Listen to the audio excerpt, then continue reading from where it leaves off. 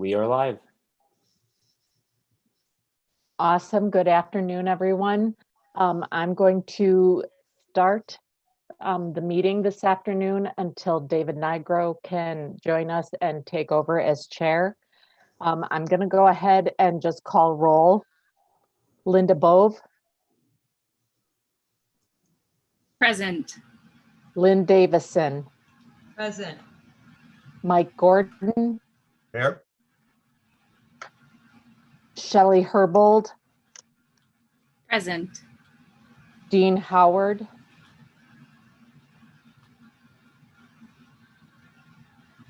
It looks like Dean is still connecting to the audio.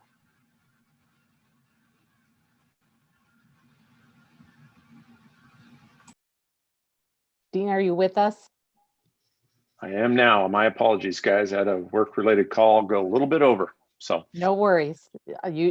You joined just in time for me to call your name for roll, so you were good. perfect. Mike Manley.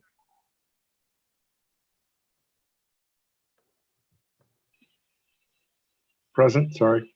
That's Muted. okay. Has David joined us yet? David Nigro? Not yet. What about Dr. Sims? He will not be joining us. Okay, and then This is Annette. Myself, Suke Kneifel. And then I just want to reiterate that as Aaron mentioned, to please have your, oh, excellent, here comes David. Woohoo! Please have your microphone muted and your camera off if you are not speaking. And David, I'm handing over the reins to you. We just finished roll, so we're good to go. Great, excellent. Thanks, everyone. We have a quorum? We do. Okay, great. Thank you so much. Apologies for being late. My wife's schedule changed and I had to pick up the kids from school. So there we are. In terms of the agenda, I'll have that pulled up in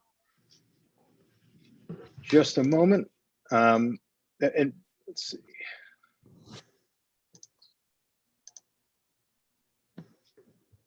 And it should be out momentarily. This is Linda. Hi, David. Oh, hi, Linda. Do you have any extra lighting in the space that you're in by chance? It's a little bit dark and hard to see. Sure. How about here? Let me Looking get better. my. Yeah, I do have another you can little adjust light your here. camera. That would be great too. So I Yeah, can let see me, a little bit, maybe torso. Yeah, let me do Thank you. this.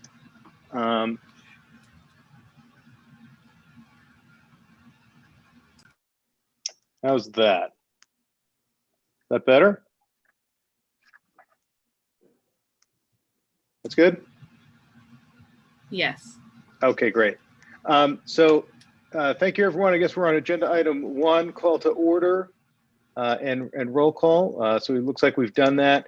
The next point, item 2, the review of the strategic planning to date. I just wanted to take the moment just to orient everyone into where we are. We took a look a few months ago at the, we brainstormed some ideas early on as to what the strategic plan could be. And then we had another work study session in the fall where we surveyed, I think there are about 18 or so strategic plans from different school districts in Arizona, from different schools for the deaf and for the blind in Western states, California, Colorado, Texas, Utah, some others.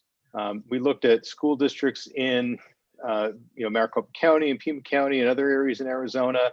And we got an idea of, what their strategic plans look like, what they were, what was important to them, what their goals were.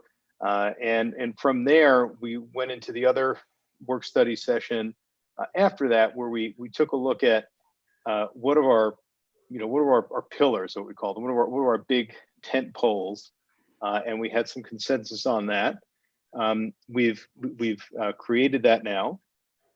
And then the next work study session, the most recent one that we had, was we found some consensus on what is the priorities or the guiding principles and the priorities of the agency underneath these pillars. So if I think, as I've said before, we've gotten the top part of the sheet done. So now we're moving down into the next part, and that's going to be the next item. If we move to item 3, explanation of today's tasks. And today's task is really to take a look at the specific goals or the specific areas by which we're going to measure how the strategic plan is progressing over the time horizon here. So about 6 years or so. The idea is going to be we're going to take a look at what the administration has provided and give her feedback on that. And I think the way that I approach it is, this part of the document, the bottom part of the strategic plan, as I like to call it, is going to tell us, we know that we're going to have succeeded when something. So, we'll know that we're successful when we see this. And these are going to be the specific metrics or the specific goals or the specific areas where we're going to, continually monitor over time, in which the staff will report to the board over time with some regularity. Maybe not necessarily every board meeting for every metric, but certainly a number of them every board meeting in their various reports. And from there, we'll be able to gauge our progress towards what we think success is under this plan. From my perspective, and again, we'll get into this when we get into the review of the materials here, this isn't necessarily a discussion of saying we're going to take step X and Y and Z, and then we have success when we've done that, when we've taken those steps. I think that the way that I view it anyway, and I'm certainly open to everyone's input on it, is let's define what success is going to be for us. And then later, through the next year and 2 years and 3 years of this strategic plan, let's take some of those actions and see if we get the success that we think. So if we have an idea for plan X or Y, then we'll, we could do it. We could discuss it as a board, and we could do it or not do it. But we're going to measure its success by how well is it furthering our goals on our strategic plan. Are we getting closer to those goals or not? And if we are, great. And if we don't, we'll have to reroute and do something else. So that's so for today, we're really going to be looking at these specific goals that are kind of underneath our priorities and our guiding principles, and see, do they support those guiding principles? Are they consistent with those? Do we have to change them? Do we have to go back to the staff to kind of rethink things? And we're going to go through each one of them as they've been presented. So they were presented to us last Friday. Hopefully the board has gotten a chance to review them. I know I have some notes, and we'll share it that way. So if we can move on, I mean, Superintendent Reichman, did you have anything to add to that? Or is there any other additional part that you would have to that?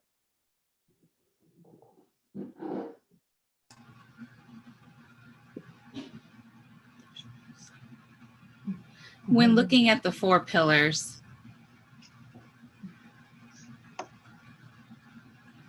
we look at the priorities, and then we try to come up with the possible measurements or metrics.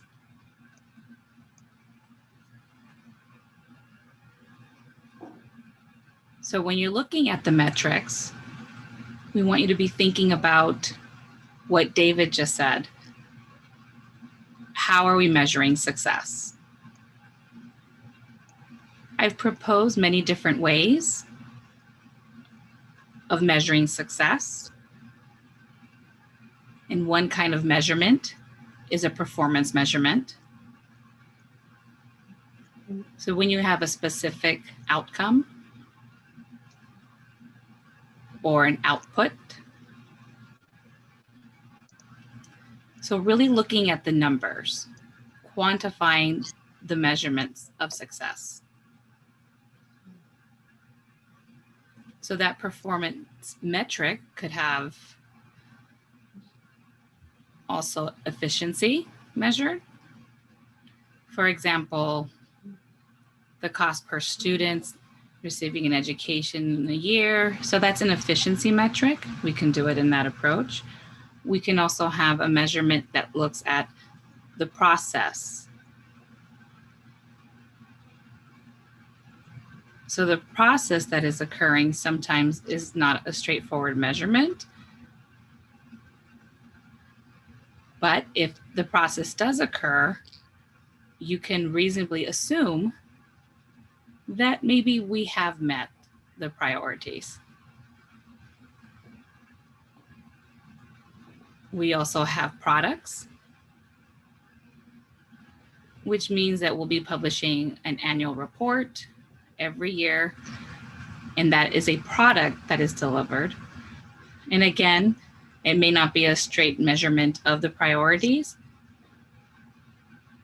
but if we have a product and we can infer that the priorities are to be met. So I want you to be thinking about the different types of metrics and measurements, and that is how well they are aligned or fitted with our priorities here. So that is one thought I'd like to share with you all. Another thought is an internal process. When defining the priorities and the measurement, we can internally delineate each of the leaders and delegate that priority. So they have a SMART goal that each individual is working to align with the metrics in accordance to the strategic plan. So as you can see, the alignment is there. But that takes time.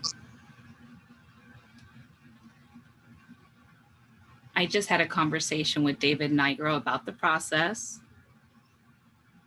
and how to put together and to finalize it. And my perspective is it will take time to really figure out appropriate measures, to figure out the quantitative, qualitative, the goals, targets, all of that. So combined, again, it will take some discussions, thoughts, interactions with each of you in working with the board. So Nancy, would you like to add anything particularly on that?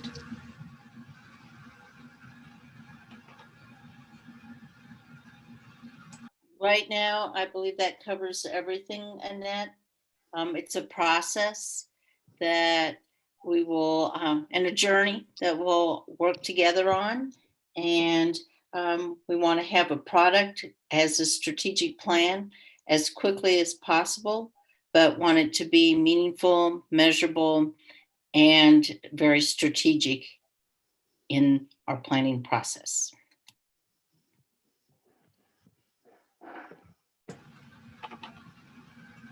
Yes.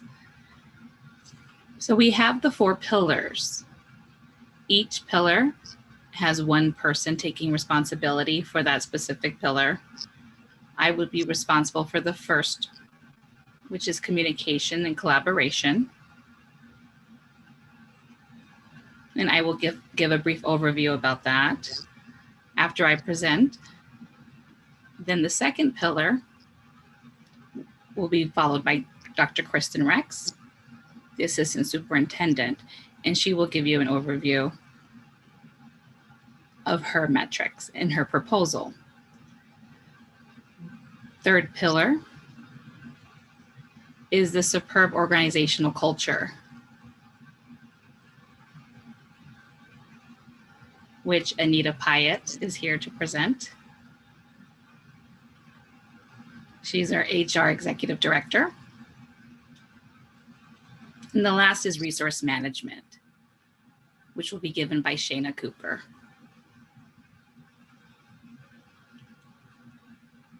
So these will be the overview of the proposed measures. So that is our plan for today. Okay. Any questions before we start?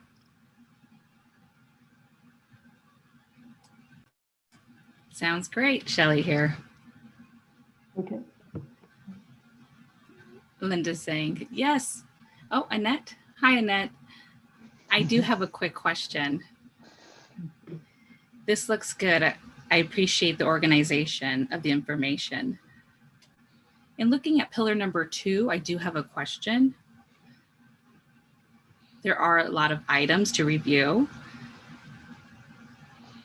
Will we have enough time for Dr. Kristen Rex to review all of that? I'm sure she's come with the concise way to be able to approach that information. Does she also have a committee she's working with to make sure that each point is accounted for? The policy, measurements, etc. I'm hoping she's not working alone and not lost in all of the work. So what is your picture when working on pillar number 2?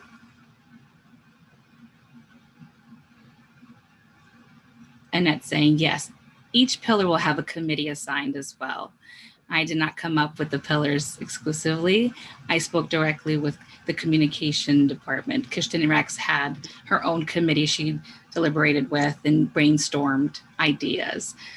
Anita also is working with human resources in that group. And Shayna Cooper is working with human resources, information technology, and business services. So there are a lot of collaborators involved, a lot of brainstorming and input. Yes, absolutely. Okay.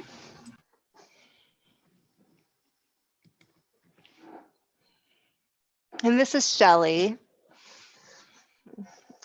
Hello, this is Shelley speaking. So on those committees, can you mention who they are? Are they solely ASDB employees, or do you have external stakeholders a part of those groups? Who are they? This is Annette. For now, it's internal only. Okay, until we hand it over to the board. Thank you.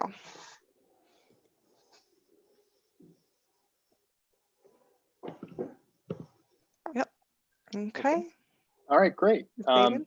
Thank you. So I guess we can, as we're moving on now to the agenda item number 4, we're looking at all of these, the pillars. We can start with pillar 1, and that was Superintendent Reichman's responsibility. So I think the way we should likely proceed is Superintendent Reichman, if you can give us just a few minutes overview of what you're thinking when putting this together, and then we can open it up for board comment on the document.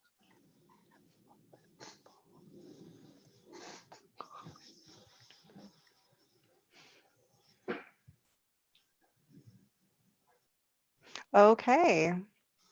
So pillar number 1 does have 3 priorities. The first priority, to ensure first-rate customer service.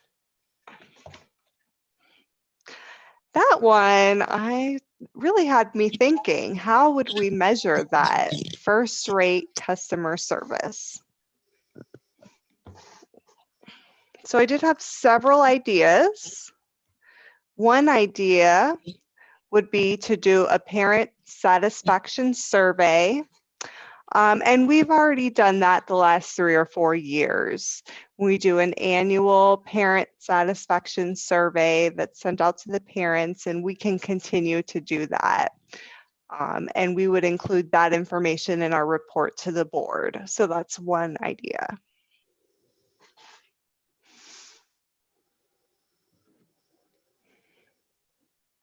The second idea is that you, the board member, would do my evaluation as a superintendent on an annual basis. It's what you've been doing. And an example of an indirect measurement of customer satisfaction would be whether or not you're satisfied with my work as superintendents. And that would be your evidence. And that would address the first rate customer satisfaction. So that's a second possibility for measurements. Draft and assimilate the profile, the agency profile. And we've been doing that for the last 3 or 4 years.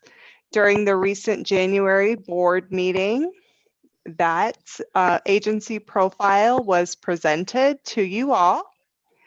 And if you took the time to read the profile and compare it to 3 years prior and last year, you can see how much work we've accomplished and what we've done thus far.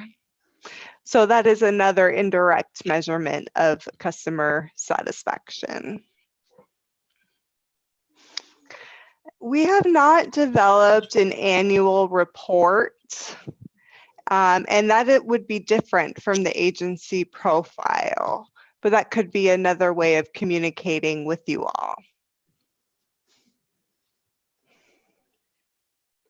So that's our first priority and possible metrics.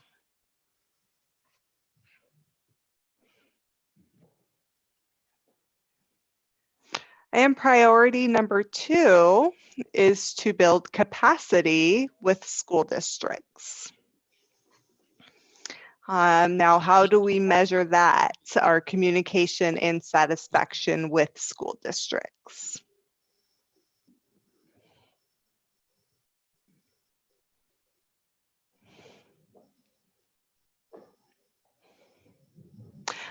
One proposal is we could do a satisfaction survey.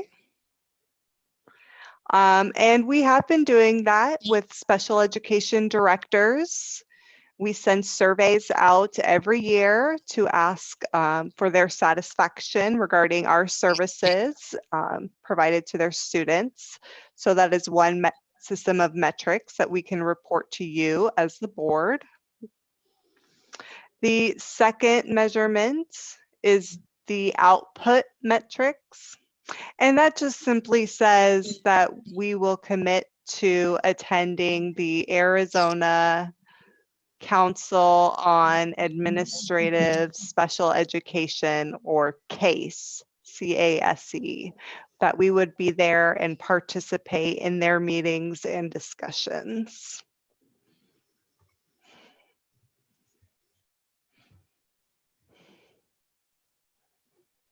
Okay, priority number 3, engage the community.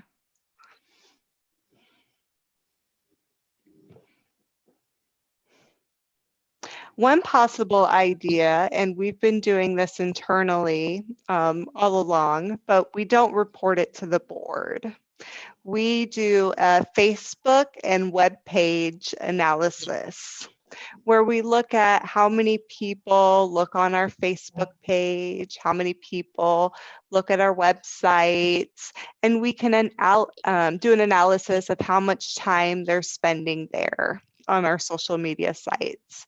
And there's different numbers that we can analyze that shows the community interest and engagement in the information we're providing through social media and our webpage.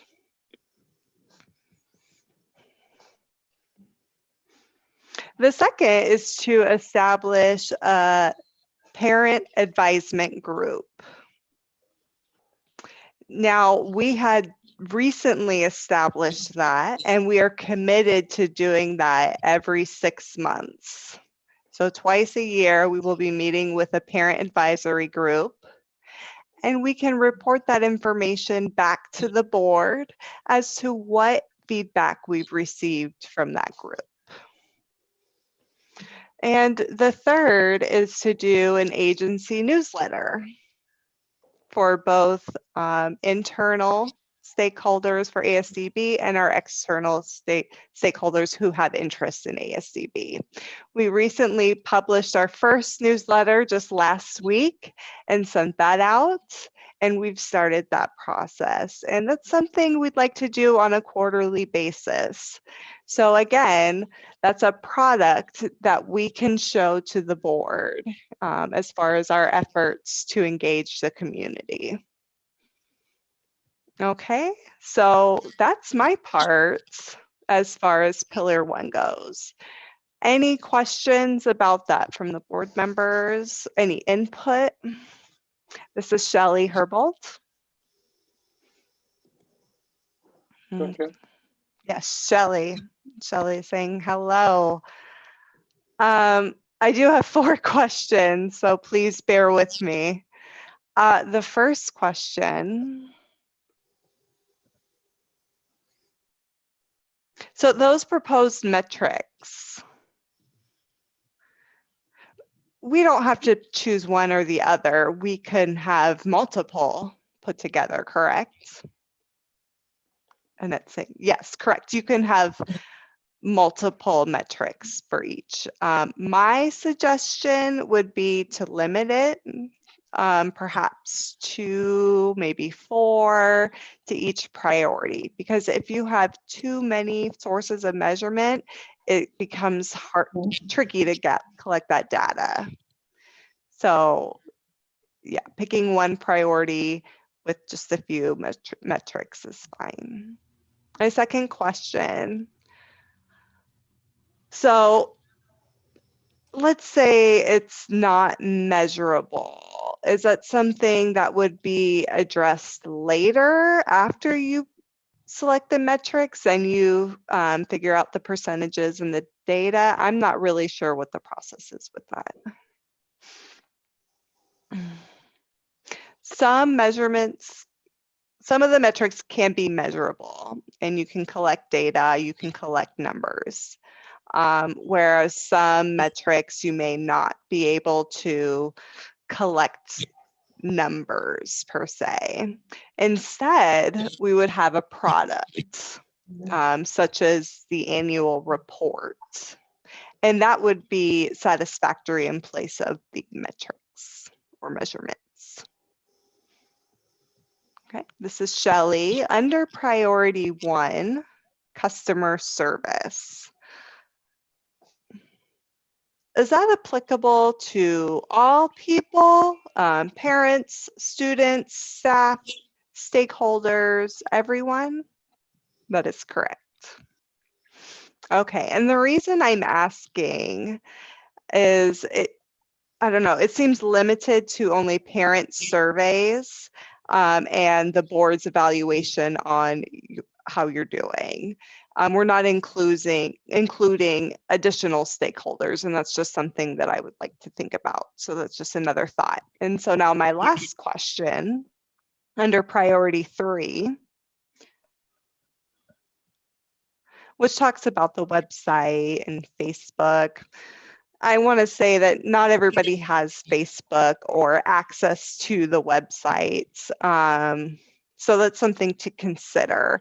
What are alternative ways that we're reaching out? So that's just my thoughts, and that's all I have. Thank you. And Annette saying thank you. Okay.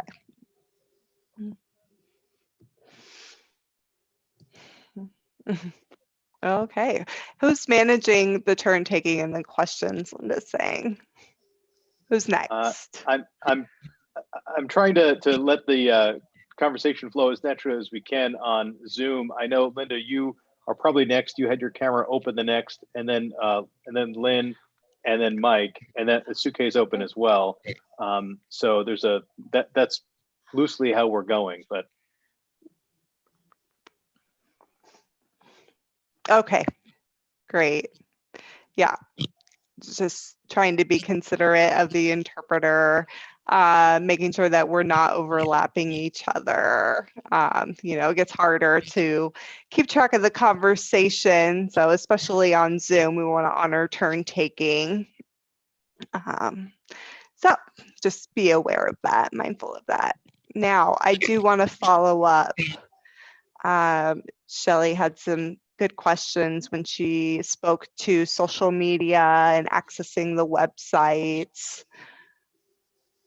And she's right. We have to think about it. Most of us who live in Arizona, there's a lot of people who are retired and don't have access to technology. My husband, he really doesn't know how. I have to sit with him and walk him through it. But anyway, how else are we engaging the community with the school? So how can we show true collaboration with the community? Is that clear, Annette? Understand what I'm asking? So not just Facebook and social media. We feel like that's not enough. And I understand we're in the pandemic right now, so it's a different situation. But down the road, how else will we engage the community? How can we be creative with that? So just something to think about, because right now the community feels so disengaged from the school, and the community really wants to be involved with events, storytelling, etc. So that's just something to consider and we want to think more about.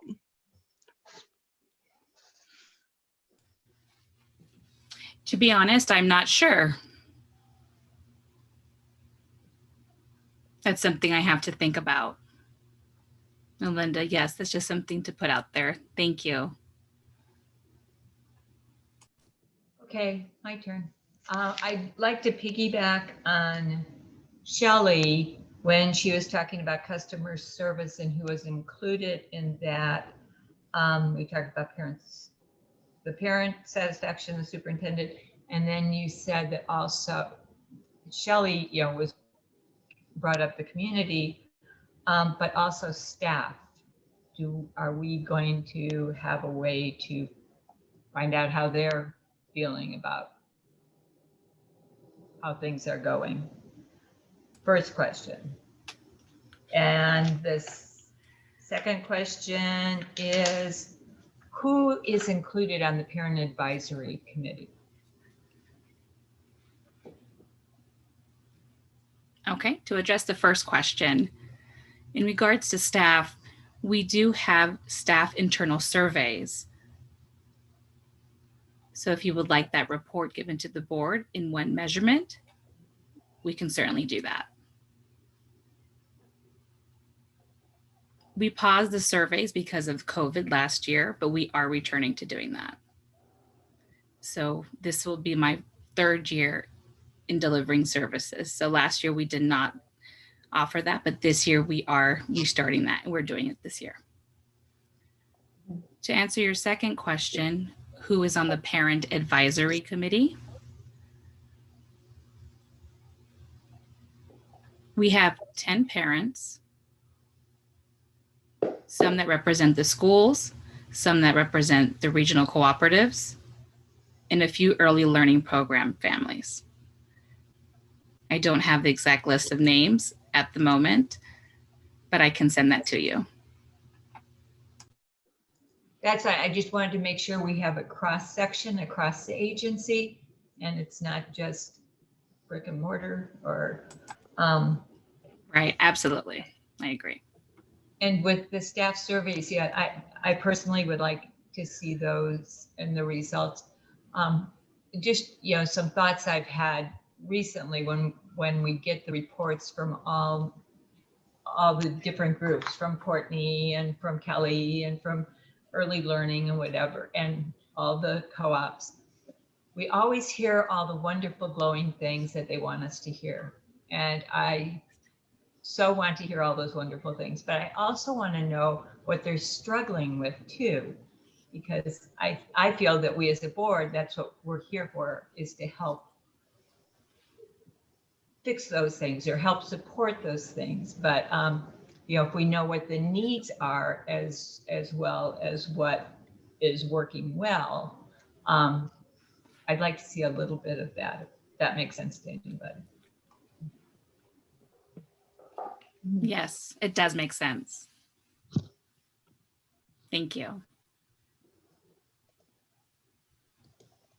I think, Mike, I think you were next. Thank you. I have a couple comments. They sort of flow along with what Shelley was saying. Just as a point of clarity, I know that I've had similar discussions and we fell on not using customer service, but saying constituent service, and that we're not in sales. Just as being part of the education community, we might want to take a look at considering our folks constituents rather than like customers. It's just a semantics question. Building capacity with districts. Do we want to include districts and charters in that those folks are also our stakeholders, just to make sure that we're not excluding, sorry about that, excluding our charter partners. And the district survey that goes out, I'd be very interested in seeing how that's done, and to maybe take a look at what the what those pieces look like. And we had talked about the principle being engaging the community, and then I just was a little confused about the marketing, how that how those two things are coordinated. And I know we talked about like Facebook and those sort of multimedia pieces with that opportunity to engage. Have we thought about? I know some other programs have like a vision team or something where they take the kind of the thought leaders from some of our biggest constituent groups and have a like a review the agency's vision, but really do that with our the parent group is wonderful, but then also have something sort of similar with our constituent groups to give them some insight into how the agency is doing, where it's heading, something beyond just a survey that might give us the full scope. Just some initial thoughts from that first chunk.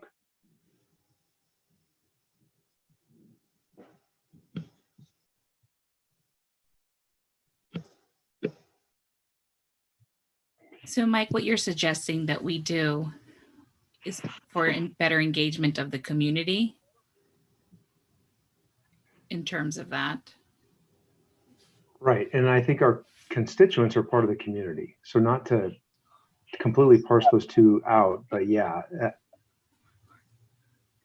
to get a better sense of how our districts and charters are engaging us, if there are concerns that might be scoped in that survey, I think that would be good to know and really understand. And if we had thought about considering like a thought team of that group to, if there's issues or concerns all around any number of interactions that where districts interface with ASDB, if there are challenging pieces, to perhaps have some of our bigger constituent groups come in and kind of, I don't want to say airing of grievances, but get an idea of where the rubber meets the road and if there are issues to kind of hash that out. I've seen those kind of, I'm not going to say informal, but more of like a thought leader vision team type group with constituent stakeholder people helping mitigate issues before they become bigger issues with some of our constituents that might not have the footprint to be able to participate and really get to the bottom of some of the nuts and bolts of how the business pieces are done. That just might be a helpful way to get the needs of the districts and charters met, just something other than just a survey.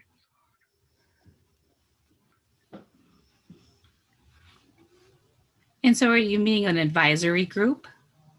Could be. A special ed directors. We actually have done that.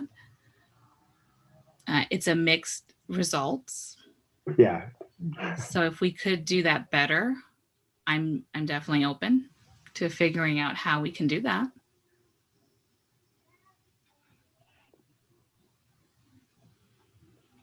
Just a thought. Thank you. I think it's my turn. This is okay. I am sort of piggybacking onto what everybody has sort of said today. One thing I want us to be cautious of is that when we are sending out surveys, we are not wording questions in a way that we get the answers that we want. We are asking questions that maybe really identify where our Achilles heel is, so that we can actually address the problems that the agency has, as opposed to just identifying things we already know. I think that would be my one concern. And I'm wondering, kind of like what Mike said, that if we couldn't do a follow-up to the survey and maybe identify some of those issues. I like the idea of our contracted providers, our schools that we are providing itinerant services to. But I'm wondering if once we identify some of those issues, maybe bringing together a group in more like a town hall situation where we have an agenda of things that we would like to sort of flesh out with those groups and identify target groups based on the different issues that arise from some of those surveys. I also think we need to keep the students looped in at some level, whether that is a representative on a student council that's involved in some of these meetings, or whether we are surveying students as well. Again, sort of a mixed bag, but I do think hearing some of what their voices have to say could be instrumental in some of where we're trying to go with the agency. And those were my thoughts. Yes, there are two climate and culture surveys for students. And I think we did do the student survey, I want to say 3 years ago, when we were trying to get accredited with advanced ed. And so I think that we do have to do a student survey every 5 years. But if you're looking for us to do an annual student survey, we can definitely take a look at doing that and to provide additional information for us so that we can report that to the board.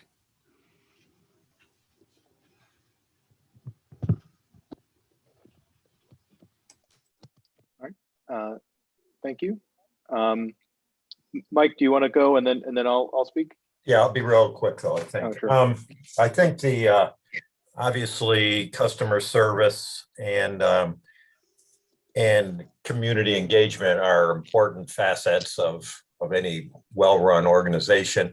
I think the second priority though, building capacity with the districts, is really quite pertinent. And I just thought that the third point under the guiding principles of making decisions based on the best interests of the students, to me, I think there must be an underlying message there that maybe I'm not understanding, because that seems to be such a clear-cut type of principle that would be underlying everything that we do.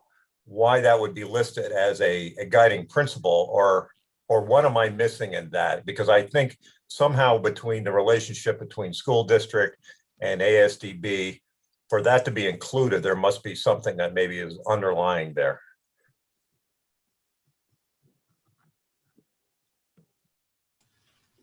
I don't think you missed anything, Michael. I do think that our ASDB relationships with the school districts, again, has been mixed. Some have been really good relationships, others not as well.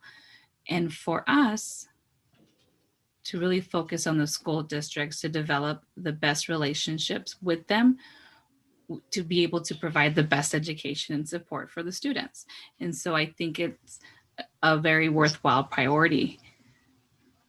So we are going to focus on that because every student that we do work with has a school district connected with that student. So that relationship is critical for the student's success. Okay, so I guess maybe just as a follow-up, so there's concerns that at times there have been decisions that are not necessarily in the best interest.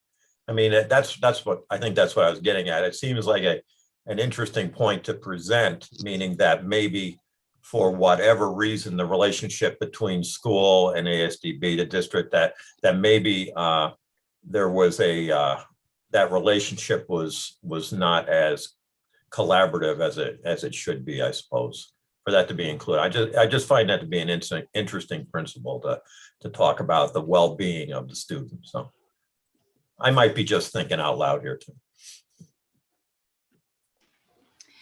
I think the other point here is that in the past, with our regional co-ops, we did not have consistency and we did not have equity in how we were providing services to our students. Okay. And so we literally had a situation where a student in Sierra Vista had moved to Page, Arizona, and was receiving very different services, even though they have the exact same need. So I think part of that is a relationship with the school district, that we are consistent in how we are providing our support to the students and that we are equitable. So the common goal is that we have to provide the best relationship with the school districts. Okay. And that's just a piece for us, I think. It's a very critical piece. Okay.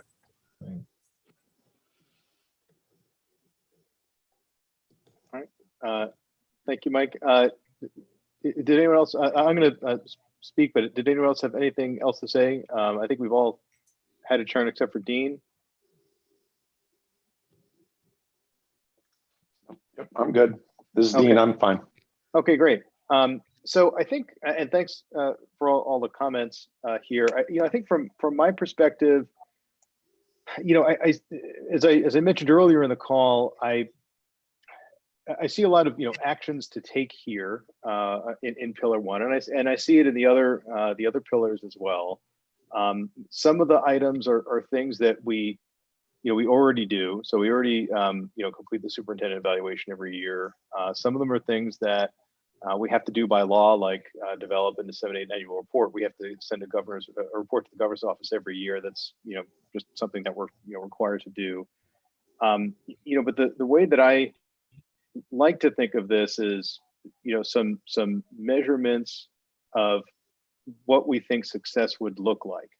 And what do I mean by that? When we looked at the variety of strategic plans, several months ago, we drew inspiration from, that wide swath of school districts and schools, both in Arizona and outside.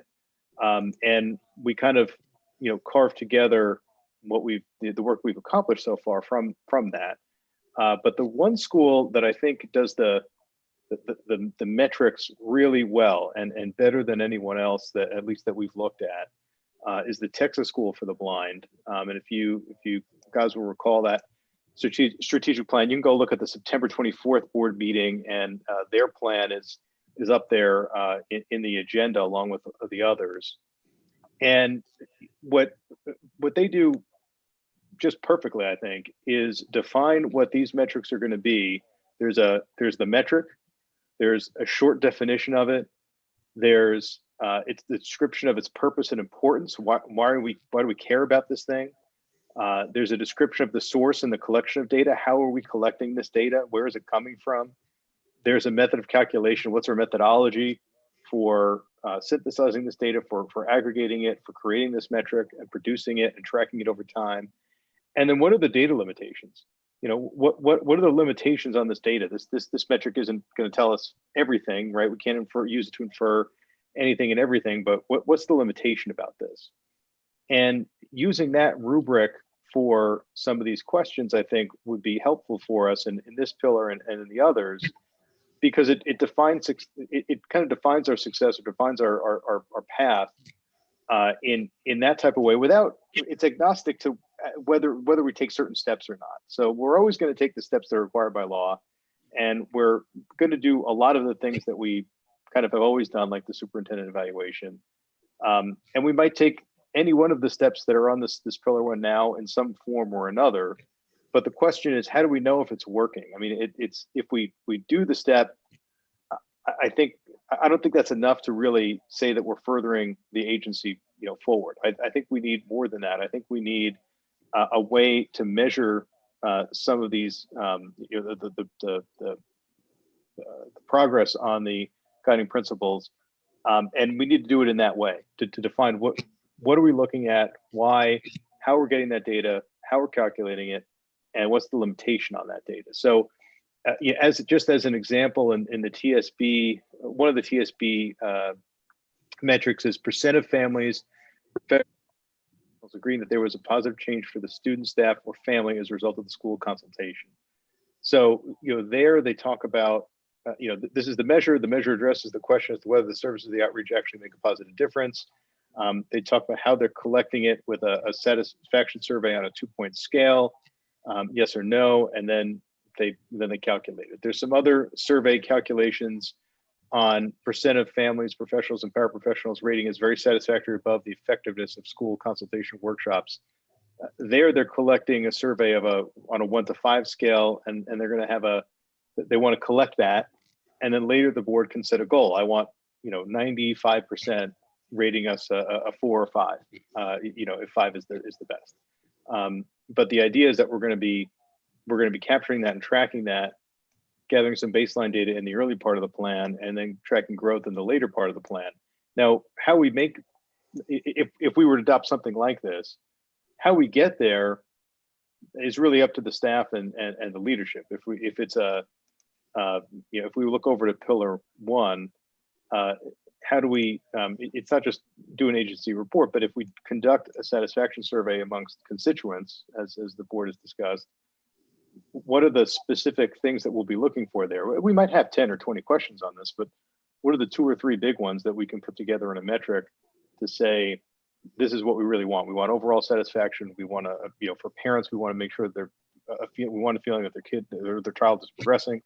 And we want to, later we'll have other metrics under other pillars where we'll actually measure that, from an educational standpoint, but we want to make sure the parents feel that. And again, as an example, and the idea is that we're taking steps that we decide later, but we're measuring it in a way that we can all agree to now, and measure it that way consistently over this time horizon to see if there's progress. And again, then we can change what we're doing. We can change those actions over time if it's not working, if we're not making progress, or we can keep doing it if it is.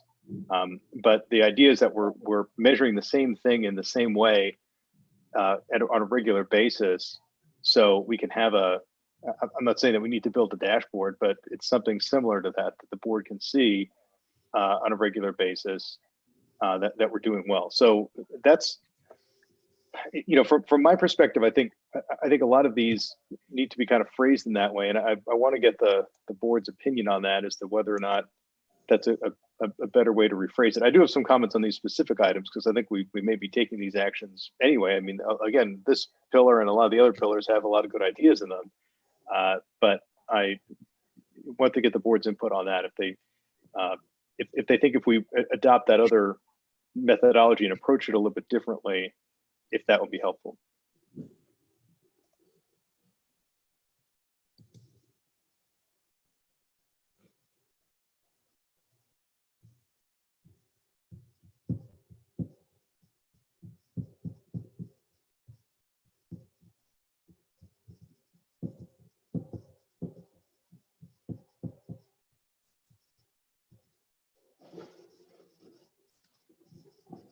Okay.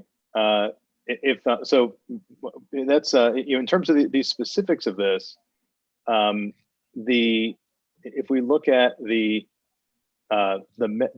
under priority 3 in the proposed metrics about the Facebook and other social media analytics, you know, we used to have a public relations officer. That wasn't his title. I forget his exact title, but we used to hear about this, you know, at every board meeting.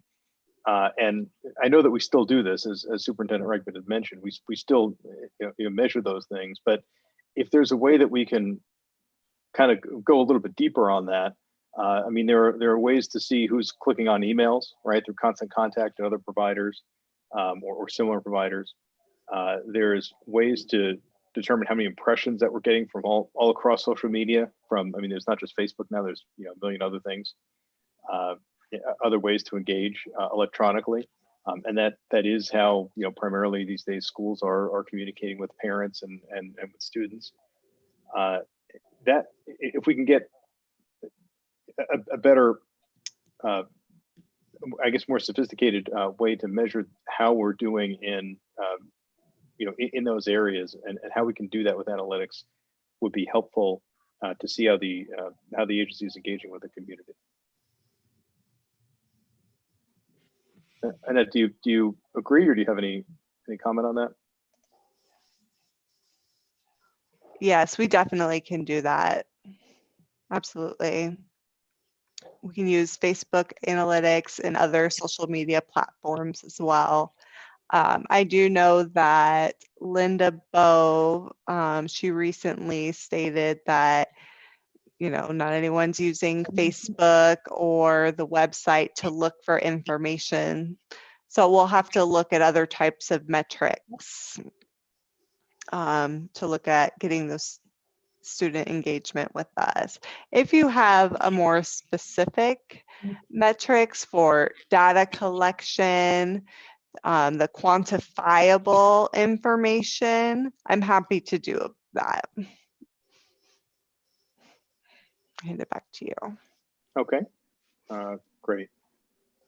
Yeah, no, I think I do, and we can talk later about that. Lynn, I see your camera's on. I'm nodding my head in agreement. Yes. I think we need, you know, more specifics and really make sure that we are accountable in all areas. Okay. Be able to measure that. Do we have other board input on you know, rewriting this to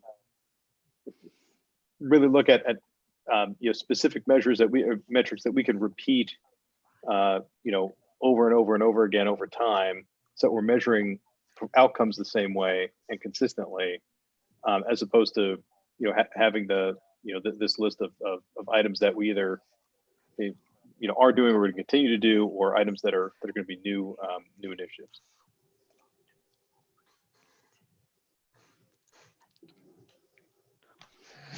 Mm.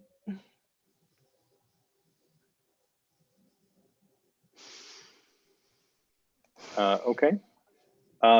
Is there any other comment on Pillar 1? I know that we've all spoken on it. Is there any other comment for Superintendent Reichman about this?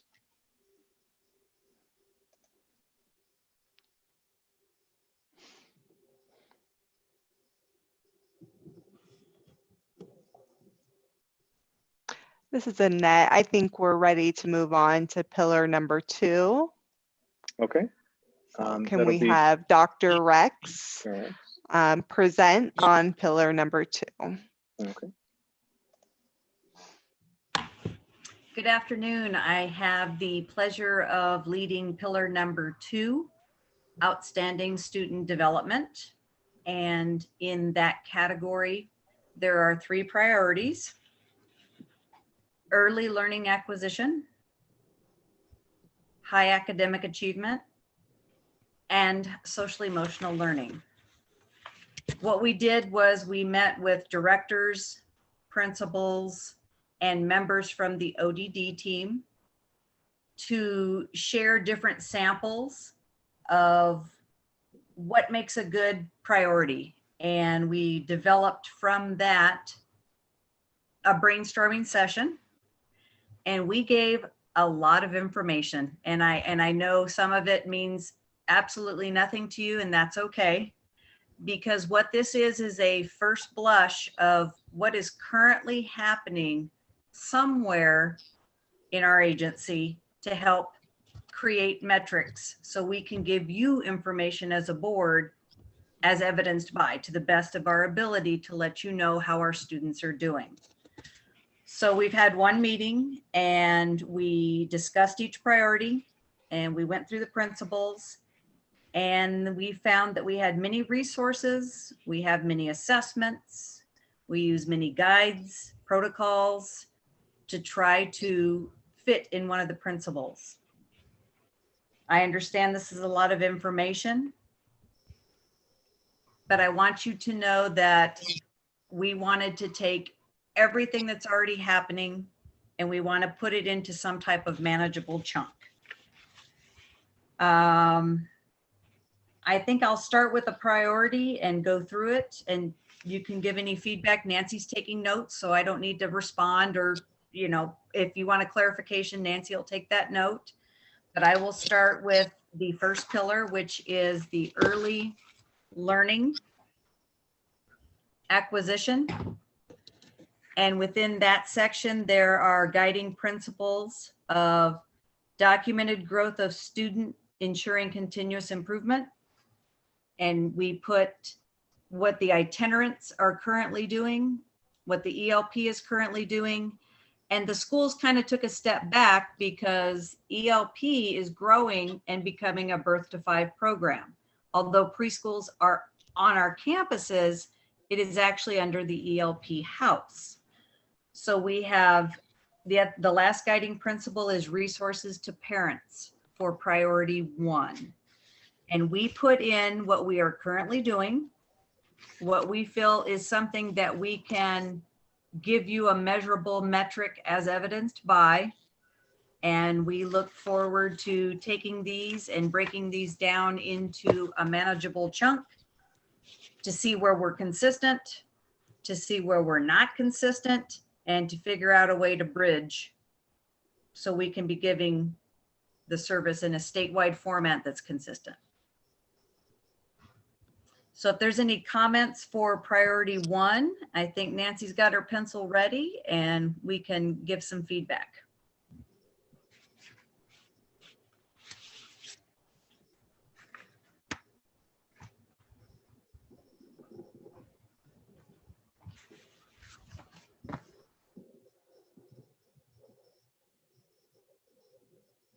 Hi there, this is Shelley.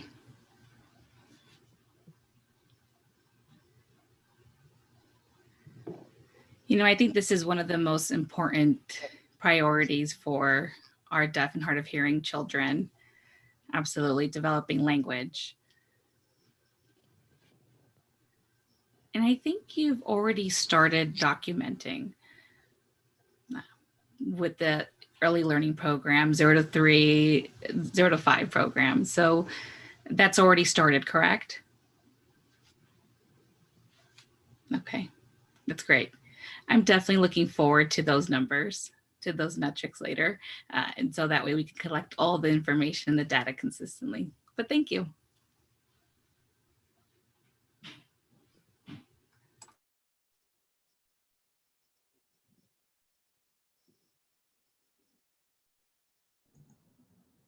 Was Linda gonna go? I don't want to Yeah, cut Linda my had her. turn. Yeah, There she Linda had her Yes. camera open there. I'll be next. Hi there. Yes, thank you. Okay, let me think. Early language acquisition, like Shelley mentioned, is critical for deaf and hard of hearing students and children. So if we're looking at 0 to 5,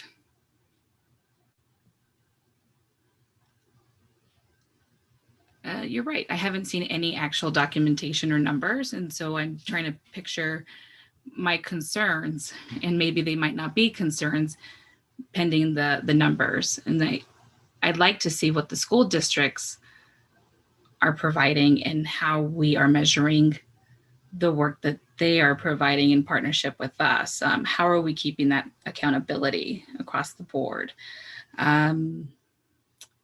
In terms of providing services, when we look at the cooperative model with itinerant teaching? How are they documenting student progress? And if, as soon as the child turns preschool age, they go into the kindergarten system at a public school system, how are we tracking those students and their language development? So in terms of special education, that team, does each school district provide a consistent tracking system, or is there discrepancies depending on the school district?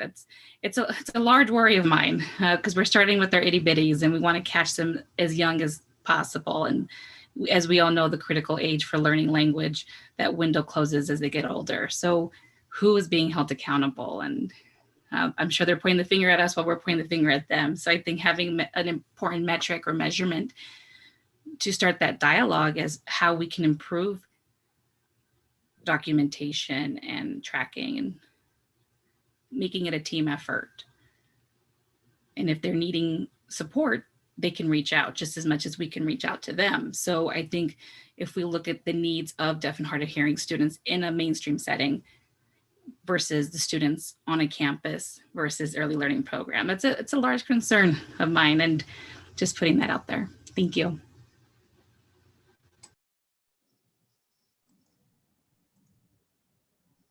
Okay, I have a couple questions. One's just looking at this that we have. You talk about the metrics tab and early acquisition tab. I have no clue what's in those tabs. How can we access that information? One. I will get those tabs. If they were not included, I will make sure that you have access to the tabs to see what is currently happening. Yeah, it just says see this tab, see that tab, and we don't know what that is. Okay, and I know we agreed on these priorities, but just a comment that maybe Shelley made, that this priority is early language acquisition. We have high academic achievement and social and emotional learning. What about our blind and visually impaired kids? That's not my bag, but we have plenty of people here who are experts and are way more familiar with those early learning skills that our blind and visually impaired kids need. And that will fit in there, I believe. I'm sorry you don't have those tabs. But for example, in Birth to 3, working with AZIP, the teachers of the DHH and BVR work alongside service coordinators throughout the process. So we do have ways of documenting. We currently are documenting. Kendra has that documentation. Sorry, my dogs are barking. We are already collecting that data, so that will be a good metric and be able to give you as evidenced by. This was a brainstorming session. We were given principles, hey, figure it out. So we have some very, very tight stuff, and then we have some very loose stuff is what I'm saying. And I'm just wondering if, and David, you can help me with this, or Mike Gordon or somebody. The priority one is early language acquisition. It does sound very DHH. Is there any way we can expand that to make sure that we're covering our VI blind, deafblind kids?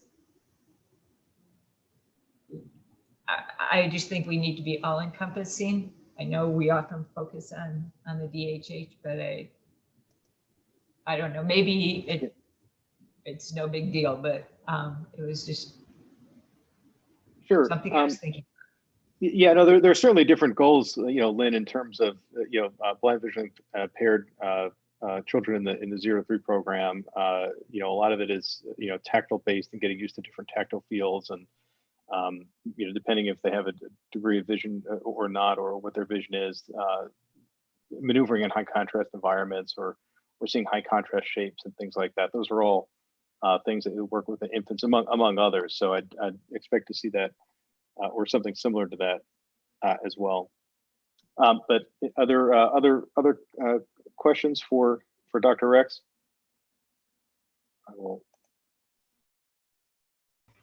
I'm going to pop on over to the next one, which is high academic achievement.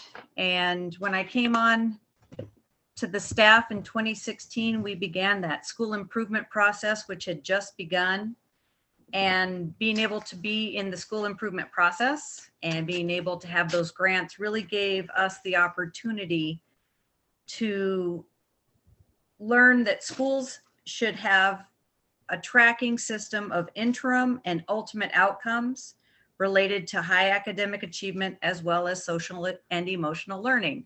So when the board gave us these priorities 2 and 3, this was, we are really in a good path there. I feel very comfortable. I feel pretty confident that priority 2, high academic achievement, working on closing educational achievement gaps, is a focus.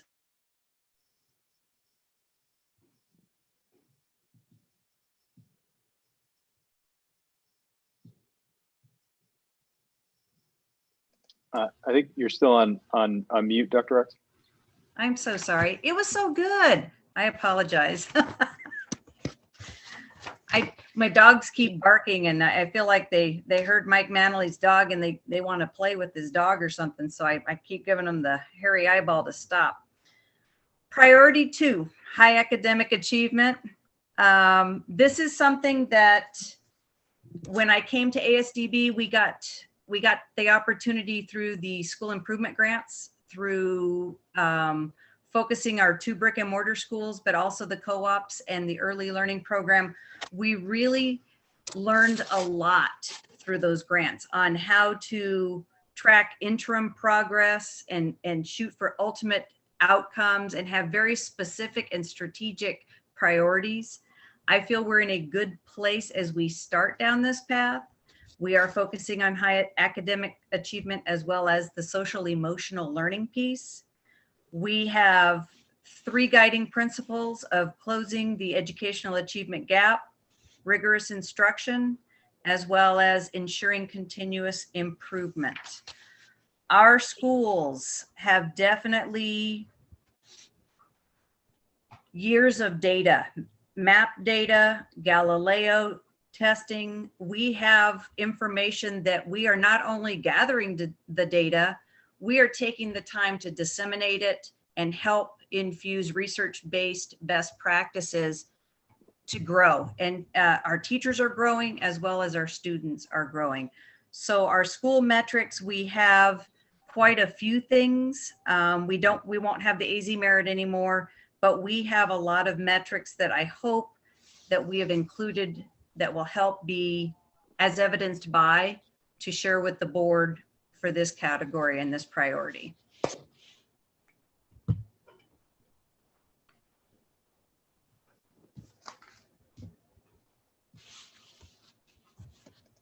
Are there any questions for Dr. Rex of this part of the pillar?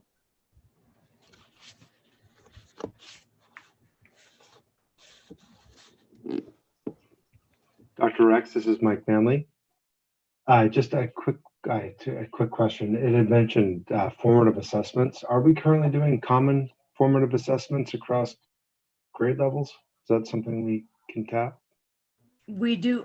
Did you say ECAP? Oh, that we can tap into. Oh, Are they common formative assessments across?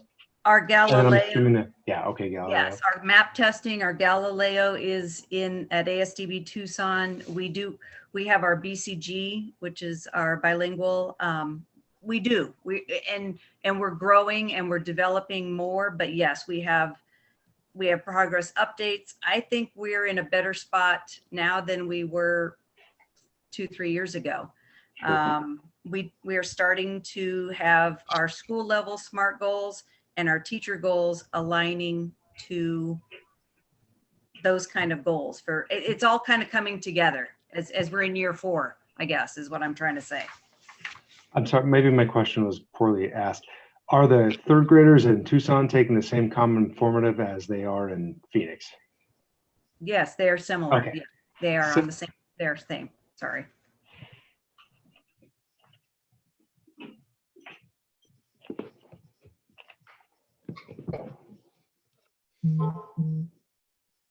Shelley here. Question again. Remind me, early learning program is birth to 5? Yes. Recently became birth to 5, yes. Okay, okay. So it says this report allows us to document any concerns from parents, school districts, charters, or staff. So my question is, would the staff who are working within that age group, birth to 5, in observing their behaviors, can document, I mean, not really report from them because they're too young, but based on observations, they can see struggles in behavior. How can they document that information and report it? They have various ways of doing that. They have observations. They document behaviors. They have a plan that I'll write that down to get some more clarification for you. Are you talking preschool predominantly? Or are you talking, okay, preschool? Well, really preschool and birth to 3 or birth to 5. Okay. Any in that group. They do that through that GOLD testing. If you look at the metrics, they have a testing called GOLD, G-O-L-D. And it's teaching strategies GOLD, and it's required by the state of Arizona for all preschoolers. And we also participate in GOLD.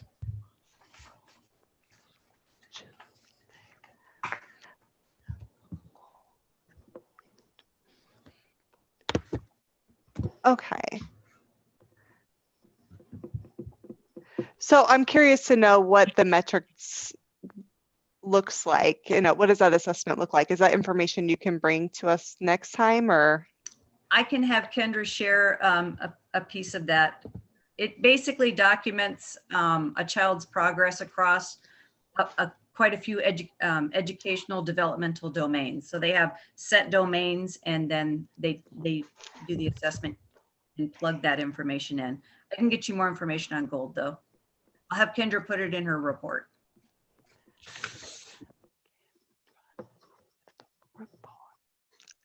Sure, great. Thank you. Appreciate that, Dr. Rex.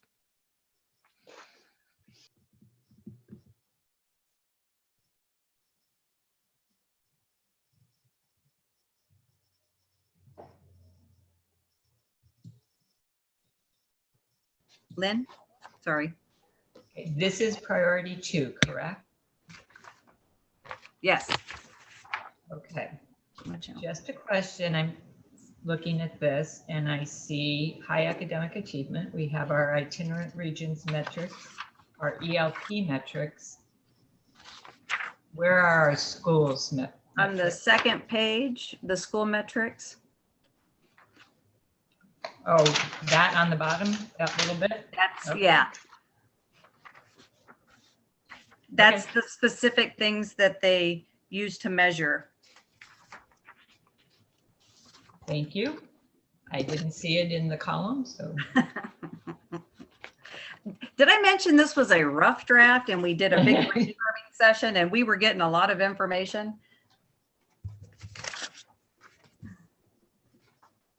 Like I said, ASDB, we collect a lot of data. Hi, Dr. Rex.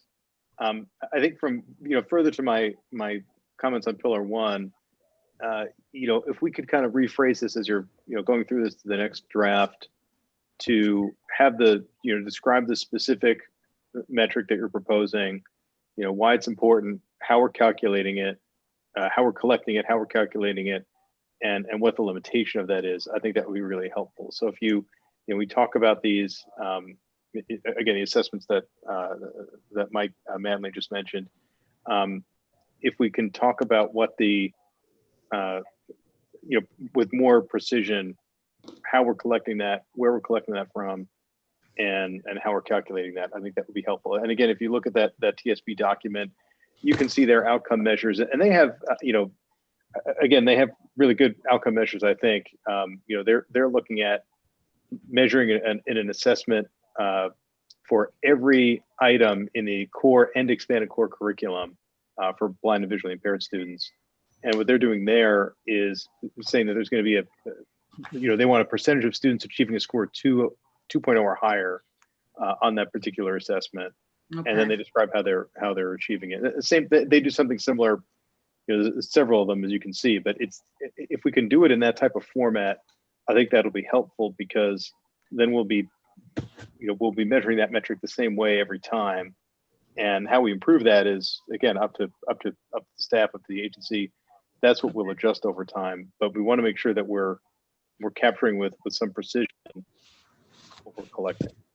Okay, sounds good. And go ahead. I'm sorry, I was just ready to jump into the third one. That sounds, that gives a lot of guidance, to be honest with you. When we first sat down, we had so much, we had to start teasing through what can we give you as evidenced by that will give you what you need to know that students are growing and learning. And that's kind of where we started. Yeah, no, that's certainly a good starting place. But I think that way of looking at it is going to be helpful as we move through the plan over the years. Okay. And the other thing is, again, it was a comment from the first pillar, is anything that we do that we have to do anyway by either law or that we were doing by custom that we're not going to change.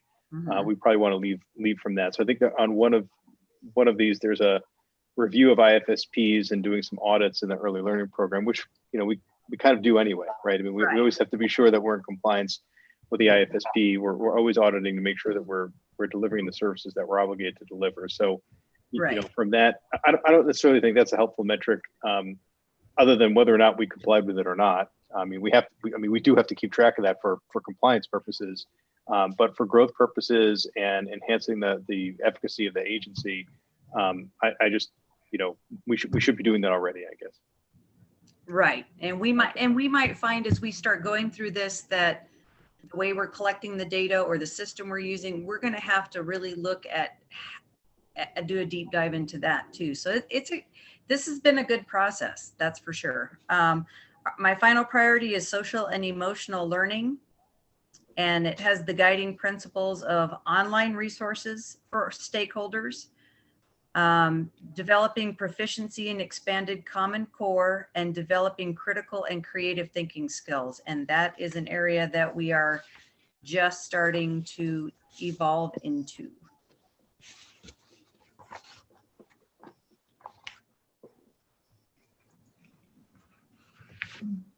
It's me again. I got my sticky too. I'm finding the school metrics being really thin. What are we doing for the social emotional learning in the schools?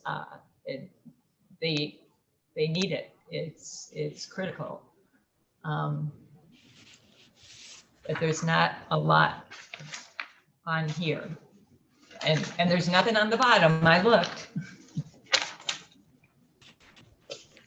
Through our process, we did start the.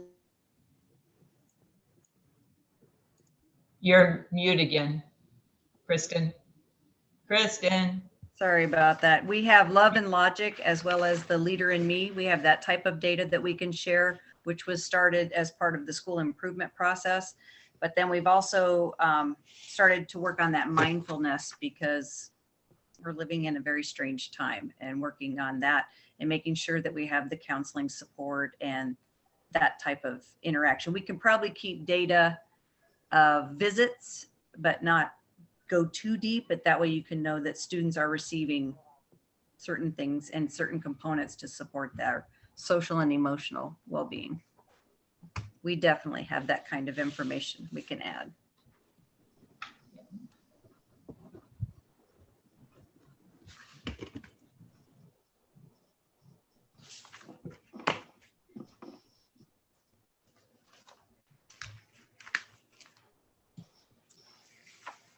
And I think that completes our section. We have some pretty good ideas on for next steps. I see some good note taking and I appreciate the feedback, and we will look into that format that you had suggested, President Nigro, and we'll keep meeting and pulling together information. Thank you.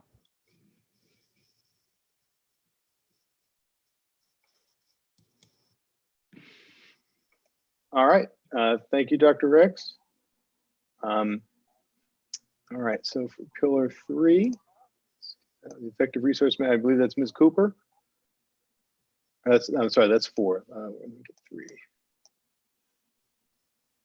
3. This was Ms. Pyatt. Miss Anita Pyatt, yes. Yes. Okay. If you can give us a few minutes to introduce your plan. Sure. Good afternoon, everybody. Today I'm going to present on the pillar 3, which is superb organizational culture, which each have 3 priorities.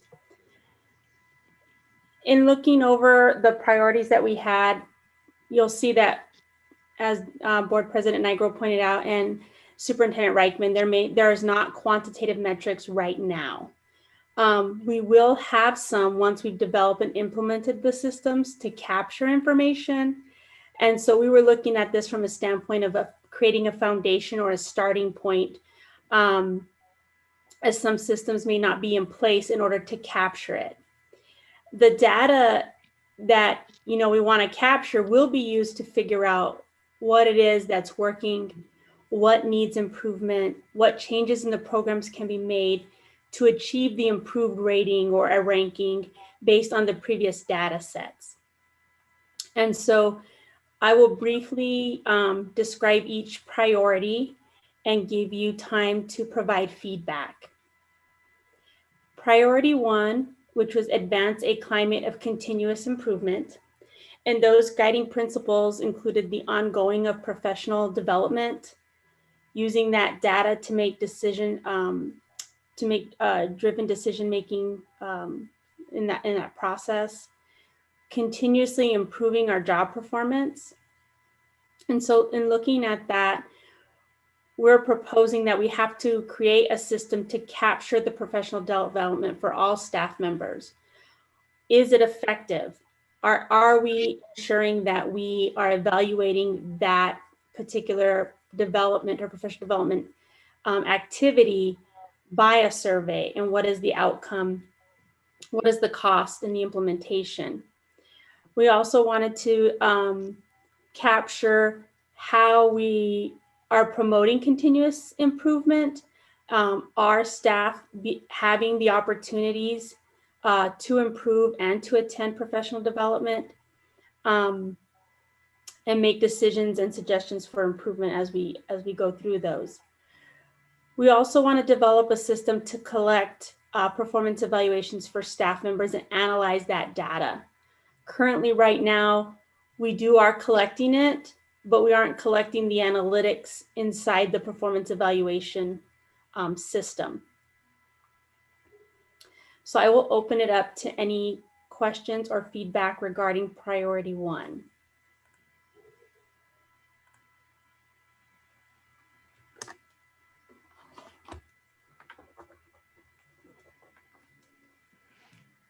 Hi, Shelley here. Sorry, I'm looking through your priorities. I'm not sure if we're going to cover all of them, but my question is if this would be covered, but staff, do they have required professional development for those staff who are newly onboarded, or as far as continued development? Do they have those requirements, or is it really just up to them as far as personal or professional development goes? Most of our staff members are required to have some type of certification for our professional staff members. And so their certifications require them to have an annual professional development hour log that they keep in order to reissue their certification. For our staff members that may not be required to have certification for their positions, they would not have a requirement of professional development hours to complete.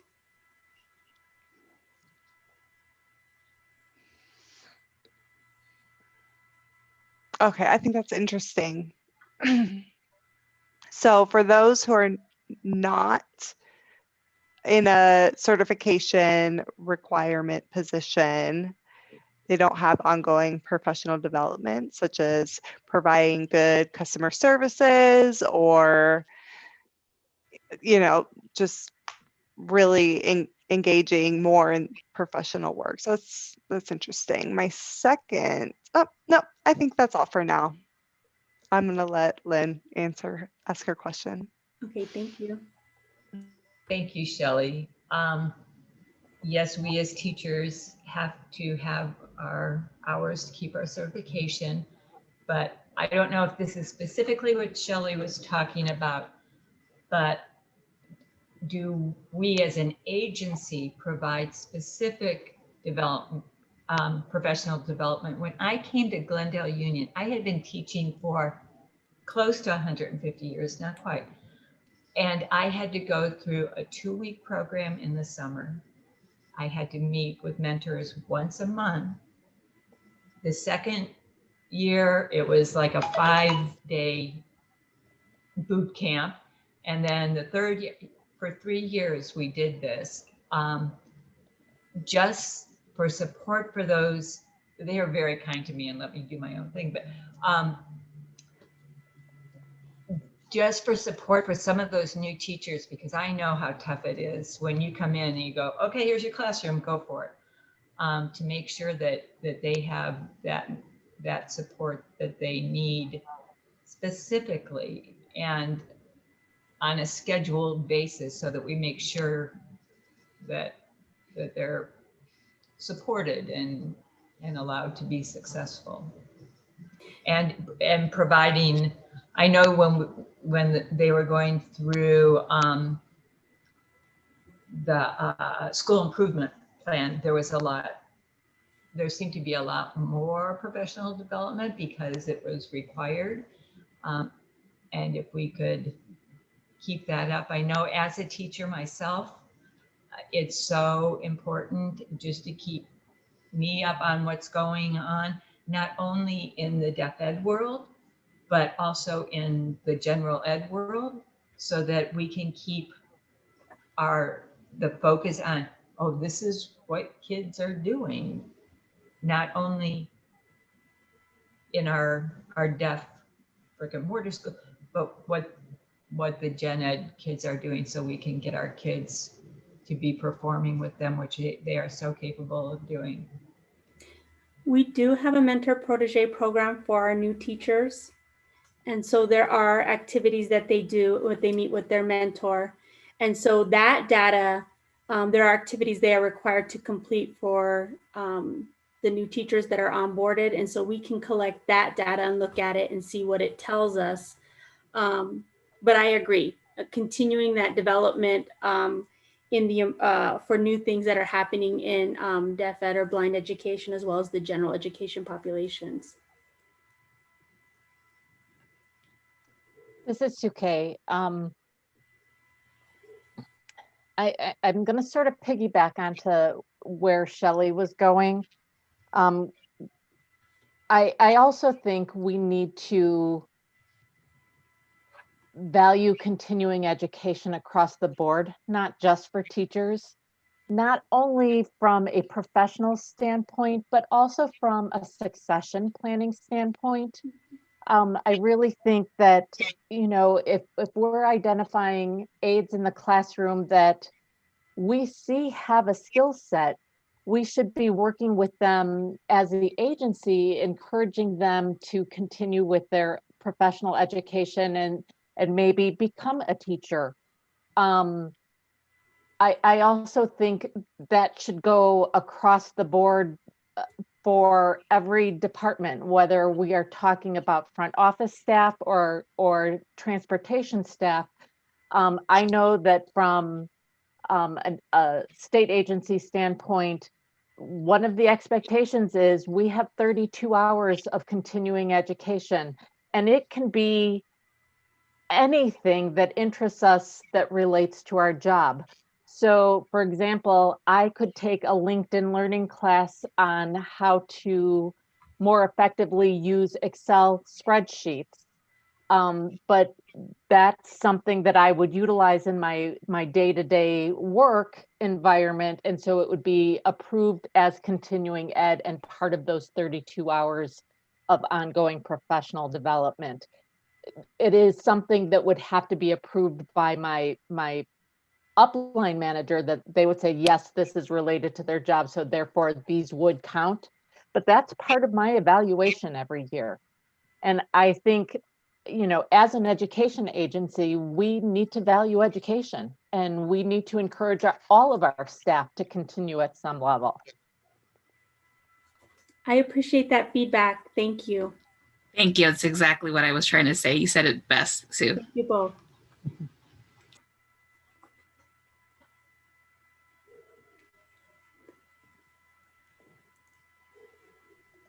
Go ahead, Dean.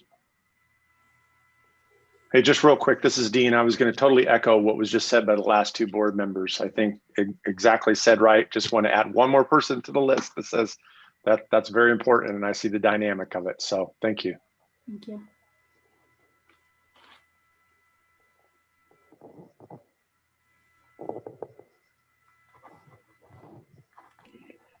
This is Mike Manley. First of all, Dean, I noticed some ink there that I haven't seen in previous board meetings. So thank you for sharing that. That was great. Having been when I started teaching in Glendale, I only had been teaching for like 25 years when I started, but that's a joke too.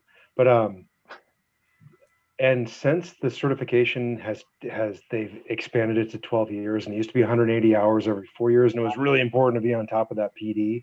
But I know in some districts, they would track the full scope, like we had suggested, having that system ready. And while certification is important, there's such a gap now between when you get certified and when you have to recertify, that having some sort of continuity between PD is 12 years is ridiculous when you can't have a theme. But have we thought of like theming it out by content? But the tracking part is super important. And then I saw that part of that was effectiveness. That's a long-term, is that like to prevent drive-by PD that are pointless and to have like a themed? Yes. Okay, that was just really my question. That tracking part can be very helpful, particularly when folks do reach that certification threshold. And then OTPT speech, O&M are itinerant related service folks.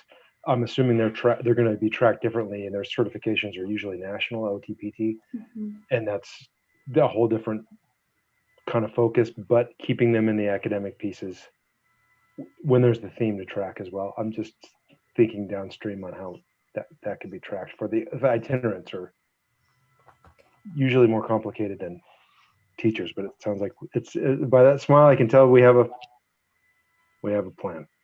Thank you. Have we thought about focusing on a 1 year or multiple year theme for content? Have we got to that point? Probably not yet, where we're looking at.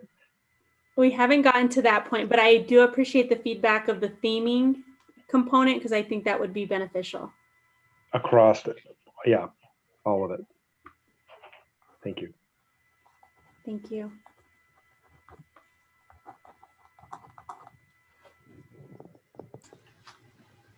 Hi there, it's Linda. So I'm not an educator, so my question comes from a different field.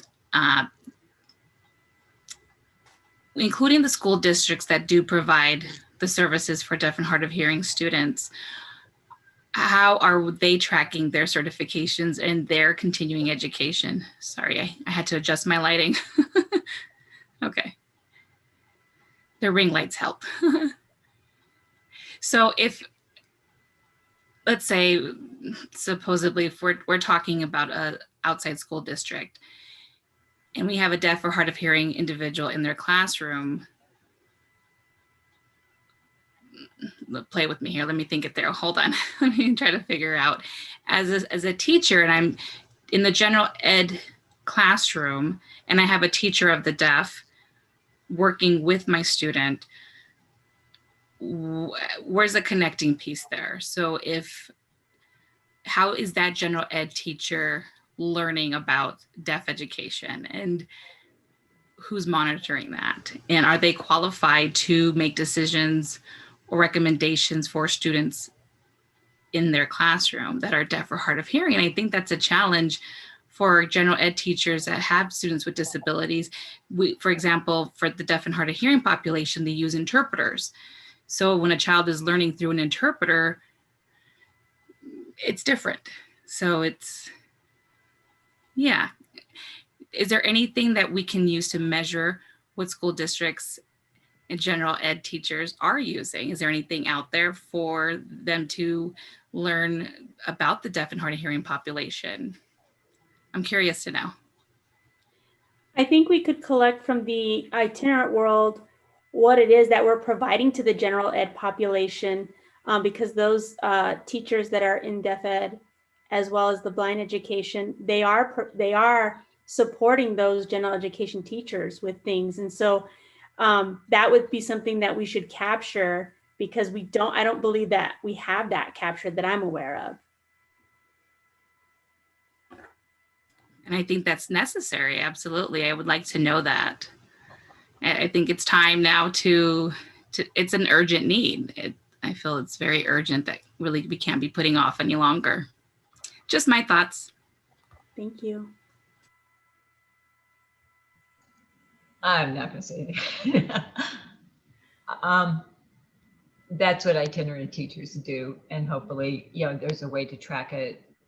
I know I do that. I have information. That's the connection you make with those teachers. I teach the teachers more than I teach the student at times. So, and I think that's something that we could share at some point, how those services are delivered. And that's all I'm going to say. Thank you, Lynn. This is Shelley. And to piggyback with Linda, I know we don't have much control with outside school districts and what they're teaching. Can itinerant teachers, obviously they are sharing resources and materials and information, and it's based off of if they take it or not, right? The school districts have that choice. I'm wondering if there's some way that we can offer some sort of external education as an agency for those that are interested, that have deaf or hard of hearing students in their classrooms, to participate in this professional development, and we can collaborate together in some manner. Just a thought. That's a good idea. Thank you.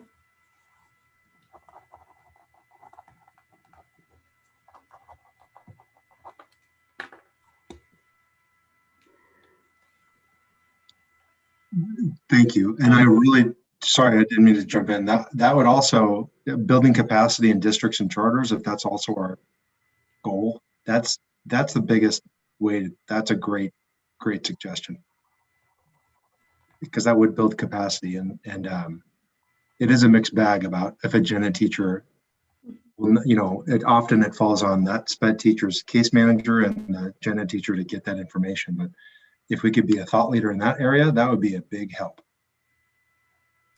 Thank you.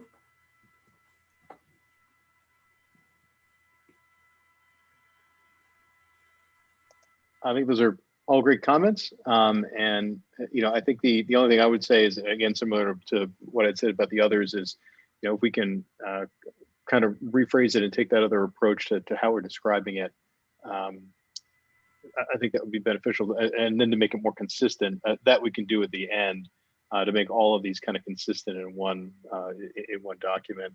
The other note is, we might want to see which of the staff are, maybe leading workshops for other teachers or speaking at, various events from here, either here or in other states, now that many things are being done virtually. So that might be helpful as well. But I think we're ready to go to priority 2. Okay, thank you. Okay, so for pillar 2 is the model servitude leadership, and the guiding principles are promoting leadership in staff and students, that development, as well as demonstrating high expectations for all and supporting our staff by removing obstacles. And the proposed metrics are implementing and developing an emerging leaders program for staff and students. You heard Dr. Rex talked earlier about the leader in me and those types of things that have started because of the school improvement. We want to also communicate more to our staff and to the community about the achievements that connect to our strategic plan and demonstrate those high expectations through some media platforms. And we want to ensure that we're developing a system for our staff and for students to submit concerns so that they can communicate obstacles that need to be addressed. And that could begin with the immediate supervisor and kind of have a hierarchy for addressing problems. We do have, the policies in place, which is formal. And so we think that would be a good thing to help staff and students to model what that should look like. I'll now open it up to any questions or feedback you have.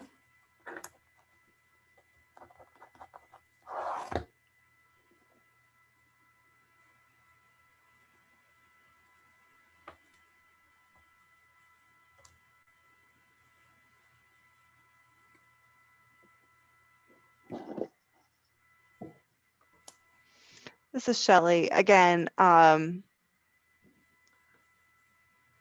Can you tell me what that leadership program looks like? Can you kind of give us a better picture of that? Sure. So the organizational development division, which is our professional development team, we discussed that, kind of like with the succession planning, we don't really have a formal program in place for staff to participate in development that would help someone develop as a leader. And leadership isn't always just a title, it's also within everybody in an organization. And so we want to open up that opportunity for everyone to have that opportunity to develop as a leader. And so we want to create a program that we can have each year for staff to participate in that. Now, there's a lot of details that are going to go into that, which we haven't got to yet, but that is the ideal or the premise.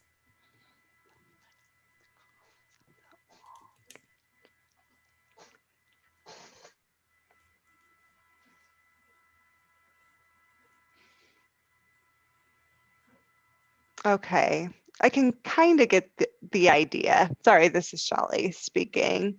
Another thing, number 3 with the proposed metric number 3, communication obstacles that need to be addressed.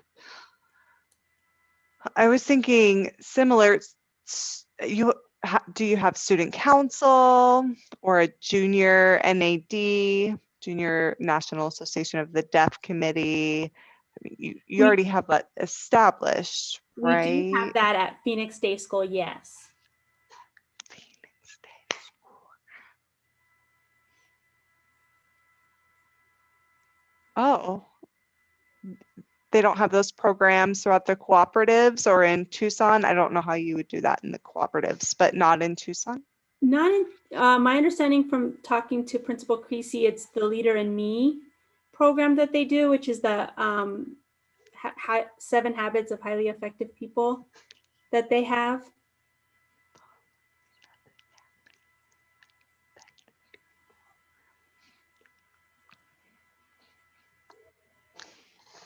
Oh, okay.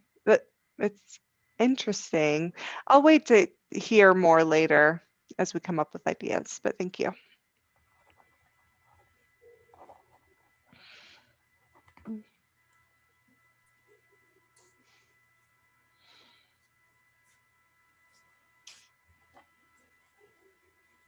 David, I'm asking for the floor. Yeah, you Okay. can just go ahead. It's, Okay. free and open. Hi, Annette. This is a good priority, particularly. I mean, if we're kind of dealing, I'm assuming we are dealing with kind of draft formats here, right? And that's what David keeps reiterating at the end. And I mean, if you can, this is an interesting servitude leadership title, because that obviously presents a pretty broad and important field in human service, which is what we're really doing besides just education. As an HR director, executive director, I think it's very important that you are able to have well-vetted trainers who can actually present this type of material within a framework of service and servitude. And the importance of that, I think, is particularly pertinent in a place like ASDB, where has been this reoccurring theme over the years of retribution, and that there's going to be some type of reaction from administration towards people that will come forward with their issues. I won't even say obstacles. So having the third key point there, and an opportunity to address those things systemically, although there might need to be a buffer in there, because if there's still a culture of feeling that people will be persecuted for for coming forward, for, you know, we're not talking whistleblowing, we're talking just folks that come forward with very, very sincere issues, but which I don't necessarily feel is accurate from what I've just noticed over the time, the last 5 years. But nonetheless, that's not my place. But I think as a rough draft, and this isn't necessarily rough, but as a draft, I think these are good points to really build upon for not just leadership in that people are taking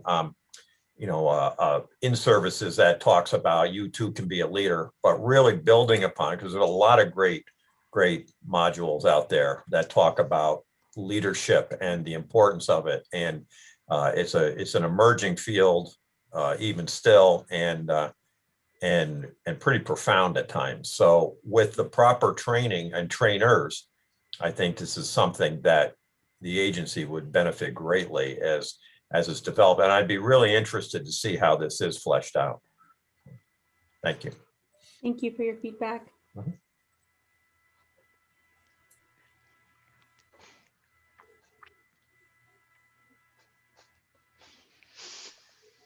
Are there any other board members that would like to speak on this point? And again, feel free to jump in. Just as soon as one board member's finished, you can turn on your camera and go ahead. I'm trying to, thank you, just stay out of the way of any conversations that happen to develop. But it doesn't seem there are any other comments for priority 2. Can we go to priority 3 now?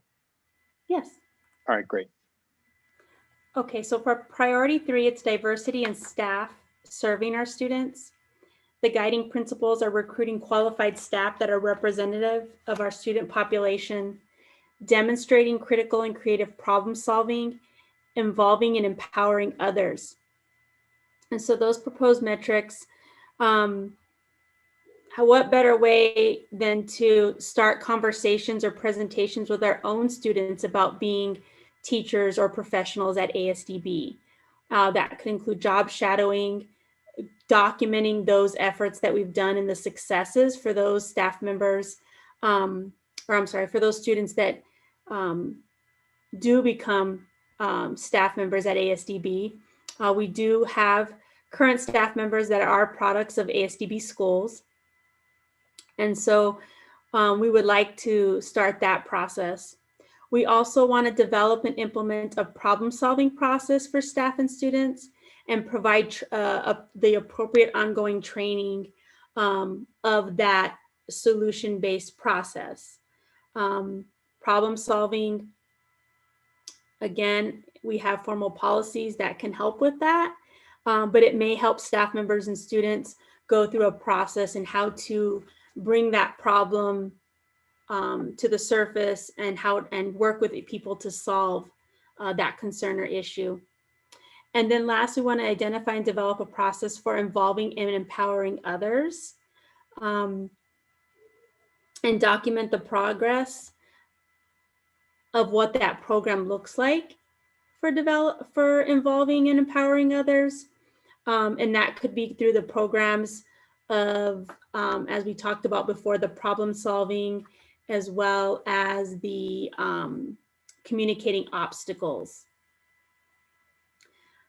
I'm open to any questions or feedback regarding number 3.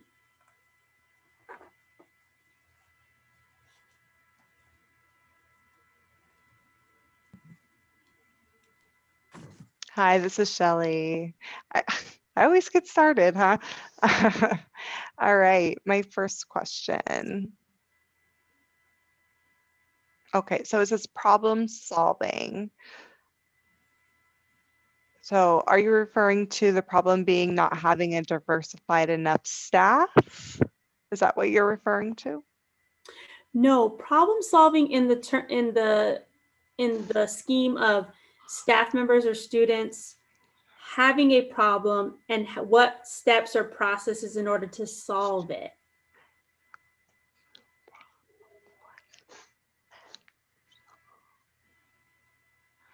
Can you give an example?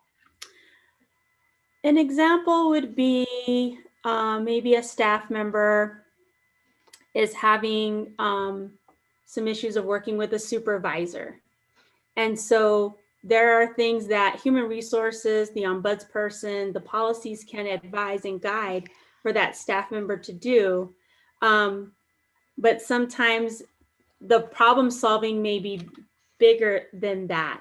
Maybe it's the supervisor needs training in a policy, or the staff members' expectations are great, and maybe that supervisor, can't meet those expectations, and no supervisor can meet those expectations because they're so high.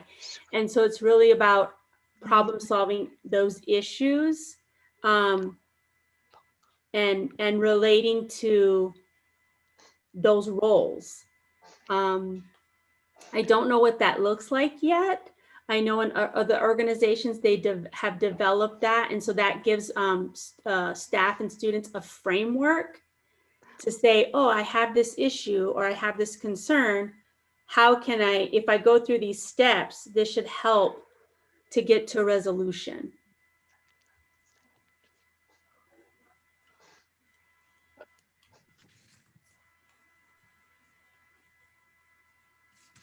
Okay.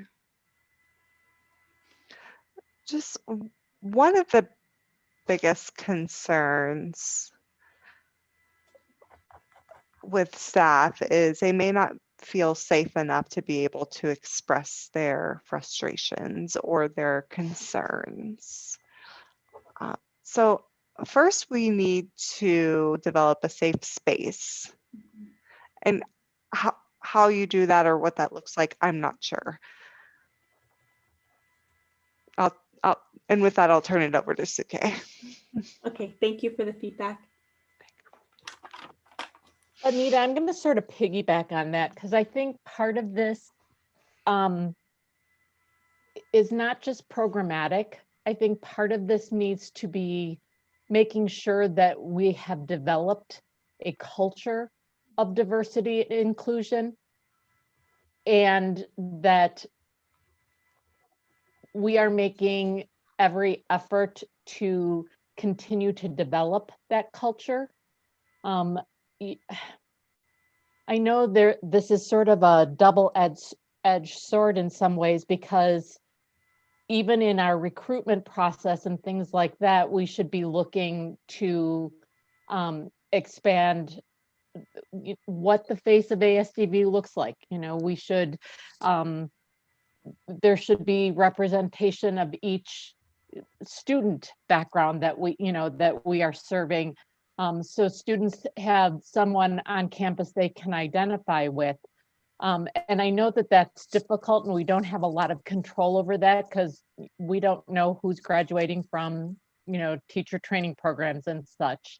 But I think that part of that culture of inclusion and diversity is making sure we're looking at all of those things that we are doing to recruit staff, to make sure that we are reaching out to programs that maybe have an underserved population and things like that, so that we are recruiting from those schools as well.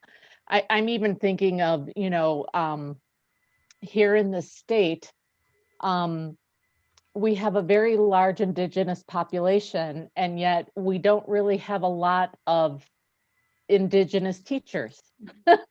And so how are we, you know, how can we maybe expand that and encourage students that are from Indigenous tribes to pursue deaf education or blind education, and whether that's one of our students or alumni, or whether we're reaching out and partnering with some of those feeder schools. I don't know. Just my thought. Okay, thank you.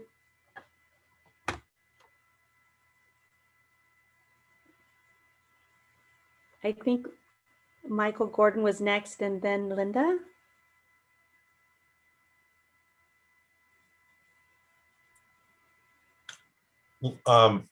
Thank you, Linda. I think the more blind people you can hire, the better. Simple as that. And recruitment can be through the advocacy organizations, blind schools, the commissions throughout the states. I don't know if there are any blind people in positions of leadership or supervision, or how many blind people are hired right now or working for ASDB.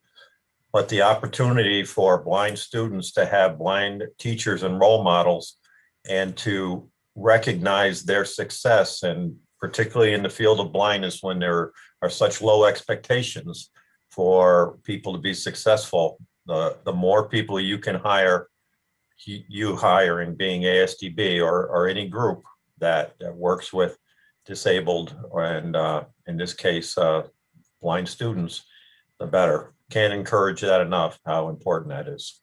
And I don't know if that has really been a priority or if it's just something that is timely now. So I appreciate the feedback. you're welcome.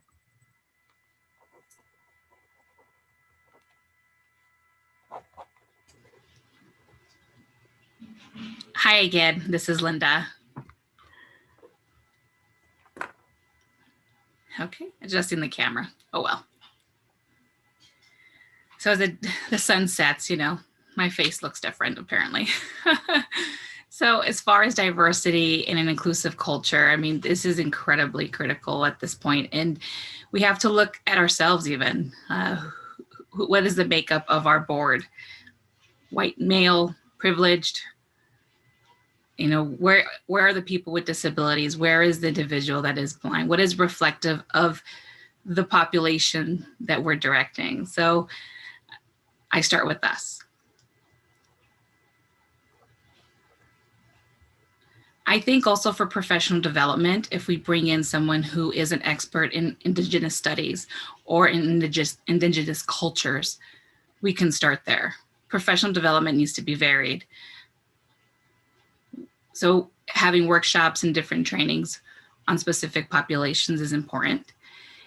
Looking at this month, for example, Black History Month, there's so much information out there on the interweb. So there's opportunities for growth if we hire the right person, if we recruit the right people and put them in the positions of leadership and power and decision-making. So there's room for us to learn. And I think that's something that we definitely start have to start putting more work into how to diversify our teachers, our staff, and what does our recruitment process look like?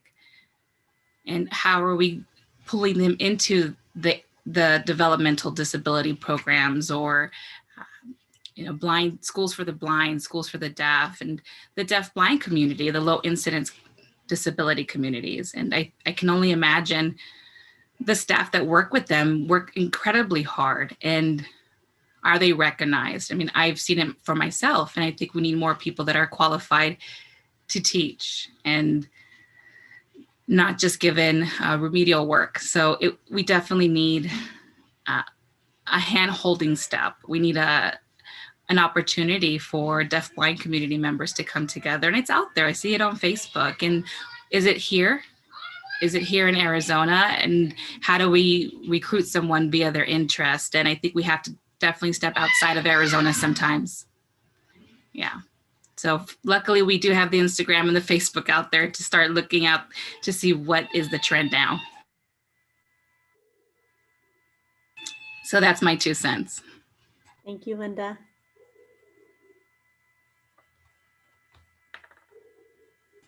I do want to add some information for the board. In the fall, we actually implemented or set up a diversity and inclusion committee. There are 12 professional staff that are included in this committee from diverse backgrounds from across the agency at the brick and mortar schools and throughout the cooperatives. And they have been in current dialogue on how to create a more welcoming culture, a more welcoming, inclusive environment and culture for all of us and for all of our staff and our students. So the conversations are happening. They've actually taken some training themselves already. And I watched the training personally, and this was on cultural humility, where they talk about specifically the Native American population. And most often we think cultural competence, but we do not have cultural humility, and we're not willing to learn another culture.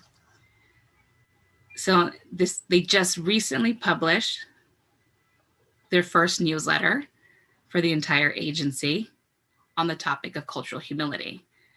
And again, we are starting. Our question now is, how are we measuring the inclusive culture? I've heard a few of ideas here, and I do agree with everyone that it is important. It's a priority for us, and we do need to start looking at diversifying and being inclusivity. So going back to you, Nikita, thank you. Thank you, Superintendent Reichman. Hi, Shelley. Shelley here again. Diversity not only encompasses race, but we're talking about deaf culture, deaf blind culture, blind culture, the entire gamut that's included. So I think that's another piece that we have to really focus on as well. Yes. And sometimes, well, I know in the past, I'm not sure about now, but there have been several deaf staff that maybe have felt intimidated or unsafe because they were in a very hearing-centric environment, feeling unsupported. And so I'm not sure how that's addressed. Is there an advocate? Is there, how do we look at diversity? Yeah, those are my thoughts. Thank you. And this is Annette. That's a good question. I'm not sure how to address that. All I can say is that at the first meeting of the Diversity and Inclusion Committee, most of them were deaf. We did not have anyone that was blind. We did have a few hearing individuals, a few white Caucasian people, but it was a quite varied group. And it's led by a Black man, Harold Campbell, who's a math teacher on the Tucson campus. And it was interesting to see the dialogue and how they talked about feeling the oppression by others or intimidation by others. And they were not even comfortable with me, the superintendent, being there. And so after the second meeting, I decided to recuse myself from the subsequent meetings and had them figure out how they would like to work together as a committee and to develop goals. And that I would provide support and resources moving forward. And they really are doing that. They've been receiving training. They've just published their first newsletter. So they are becoming more active, more assertive already. And we're talking about 4 or 5 months. And so that process of the collective group supporting each other, I believe, is the approach. And they've been talking about issues of intimidation by other people. And I'm not sure if this is just from my perspective. And this is Shelley. Thank you, Annette, for sharing that. And I think this brings up a point of concern with not being comfortable with even the superintendent being there. We want everyone to feel comfortable with anyone participating in a meeting in open dialogue. It's interesting. I think there's some things that need to be changed. And this is Linda. Shelley, you make a good point. And I think that to feel comfortable in certain spaces and to have them be allowed to have their own space, to be able to talk about things that are happening in the workplace, so that when they become comfortable to address it or have you involved, makes sense. I know as a deaf individual, if I have a hearing person come into my space that I'm trying to create based off of my experiences of intimidation and oppression and marginalization, we need certain spaces within our work environment to be able to work through and process certain situations and how to deal with administration and through a collective group. And so it makes sense to have affinity groups throughout the campuses or throughout the agency. So I'm hoping that's something that maybe we would look into for the near future to be able to provide safe spaces for individuals.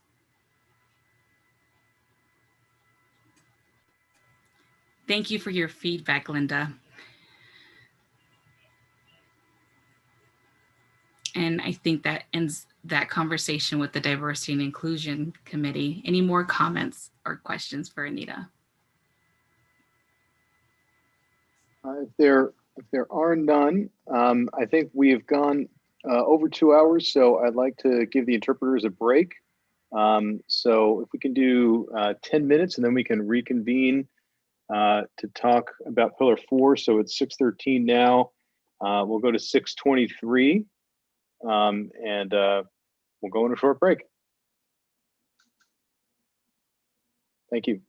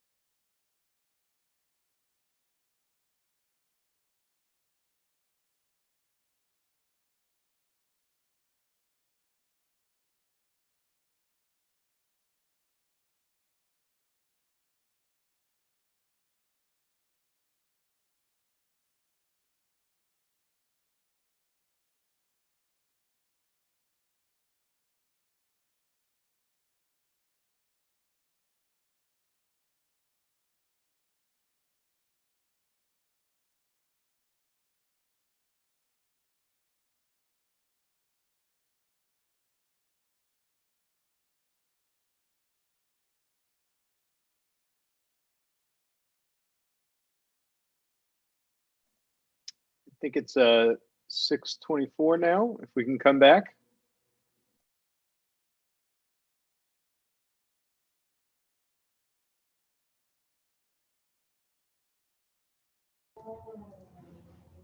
Thank you. Hope that we have everyone back after that break. And now we're going to be going to pillar 4. Ms. Cooper. Okay. Good evening, everyone. Last but not least, I am responsible for leading Pillar 4, Effective Resource Management. This pillar is unique in that it covers and supports all of the key areas for the implementation of our agency strategic plan to be successful, where we would align resources to address student needs and support all staff and the board in implementing all of the various priorities that we've already discussed today. An effective strategy plan, though, cannot succeed without effectively managing the resources. A lot of times we tend to just focus on the money or the financial resources of a strategic plan. However, we also need to ensure that our resource capacity also addresses the people, time, and other key resources, and that each of these are distributed and utilized equitably, so the needs of all are adequately and effectively addressed, and so that our resources are managed to support our students and our educational programs. We'll need to continue examining the allocation and use of our resources to ensure the sustainability, increased student learning, organizational effectiveness, as well as appropriating levels of funding. The development of the strategies or actions for effective resource management is a collaborative effort with the Executive Director of Human Resources, Anita Payette, the Director of Operations, Albert Duff, the Executive Director of Information Technology, Paul Creasy, and myself, the Executive Director of Business Services. For most of these, the team has already started addressing some of the guiding principles and will be evidenced by either an improvement to a current process being worked on through various plans and reports and/or detailed data analysis. Similar to the other 3 pillars, the team will need to revisit more defined data metrics and identify any limitations. So I won't go through each bullet individually for the priorities, but I will try to summarize. And if there are any specific comments or questions that you may have, I'll do my best with answering them tonight. However, I may need to go back to the individual department director to get more details for you. The first priority, being optimize human resources, addresses the people and the time. The guiding principles were identified as focusing on efficiency, lean management, and equity, attracting and retaining quality personnel, and determining a balance of personnel and operational needs. Our Human Resources Department will implement the proposed data metrics as evidenced by current improvement processes that have already began, such as standardizing the work calendars for our 10-month members agency-wide, where the hours per week, days per year, and annual hours are based on operational need and are consistent across the various programs. Organizational changes across the agency have and continue to occur, where we want to make sure that our staffing is aligned with the work our contracted consulting firm, LaCroix Milligan and Associates, has and is doing with their demographic and student enrollment analysis, as well as the related services staff workforce study. Human Resources has also began working on a plan to ensure we attract and retain quality personnel by looking at the flexibility and compensation to compete with the local schools and entities that recruit from the same labor market, and has also been looking at maximizing the human resources systems that support and integrate both of our HR and payroll operations. Are there any questions or comments specific to this priority?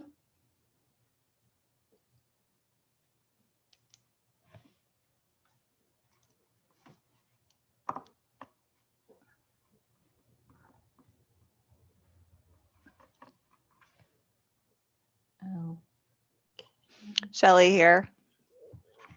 Hi, Shelley. So key term being attract and retain. Yes. I'm trying to recall previously if we did a comparison to other schools to inquire as far as salary comparisons. Are we equitable to what teachers are receiving in local school districts? I believe we have. I'm not necessarily sure if it was specific to the teachers, but I know agency-wide, HR has been trying to look at when they're doing their labor workforce analysis, doing their compensation studies, that they are looking at the local schools and other similar agencies to determine what the compensation should be.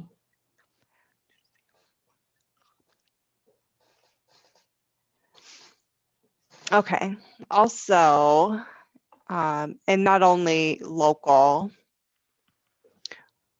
are we comparing other states' schools for the deaf and schools for the blind? I believe Because our teachers and staff are specialists.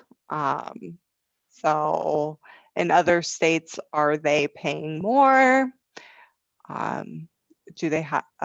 Are they looking at the cost of living and comparing with other states who have a lower or higher cost of living? I think that's something else we need to keep in mind as well. It's very important to attract them in that sense and also retain them.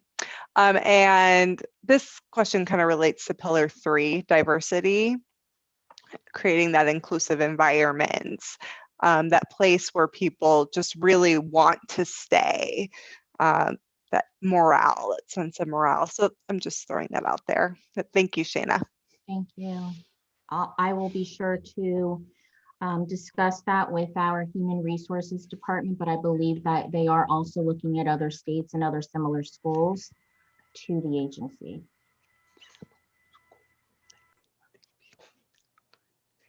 This is a net. Yes, we do.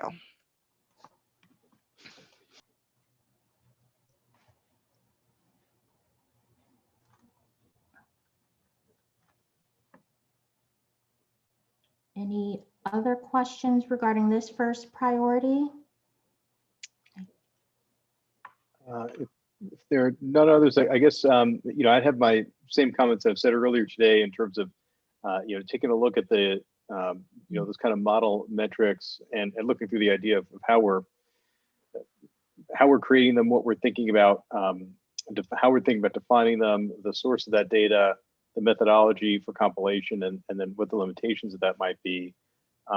In terms of the, and again, I think for your area, it might be, I don't want to say the easiest part, but it's the part that makes most sense to look at numbers, because we're always looking at numbers on the financial report. So we're always looking at your kind of dashboards. But the idea that we're looking at what we're spending on our on our staff and on our staff development, if we can have units of measure that you can derive that we can look at a regular basis. I mean, right now in our financial reports, we have the total expenditures, and that's helpful from a general organizational standpoint. We need that. But if we look at maybe some metrics that are more meaningful to us, that would be that would be helpful as well. So again, not just the number of full-time FTEs, but how that money is spent and where it's spent on the particular job classification would be helpful, for us to see where are we expending our labor costs. Where is that going? There's another, and this probably goes along with priority 2, but I've seen metrics like average cost of a program, per student per day, per school day, or cost of a residential program per student per night.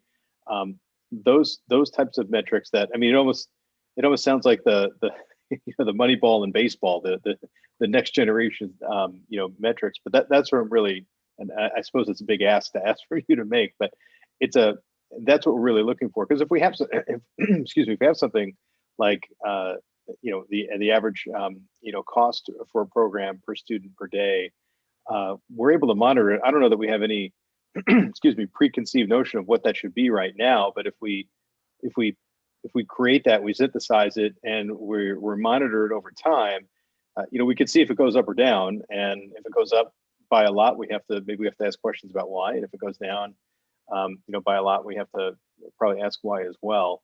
But that's kind of what I'm looking for anyway, is how can we make these measures that aren't, that are kind of beyond what we have in our current reports, but that we can synthesize it in a way that gives us a metric that helps us understand how our resources, and in this case it's human resources, how the labor and the time is being spent.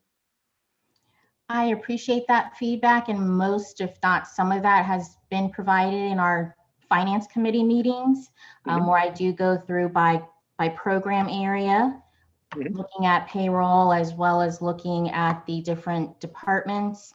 I have also shared in some of those meetings as well, cost per day per student by area, the different funding sources. So I think what would be ideal too is to share more of that. I do appreciate the feedback in terms of the full board reports, but also through the work study sessions that we've talked about doing, you'll be able to see more of that at that level as well. It's unfortunate that not many people sit in on the finance committee meetings, but that's where we do go into detail a little bit more with those reports. So yes, I do have that.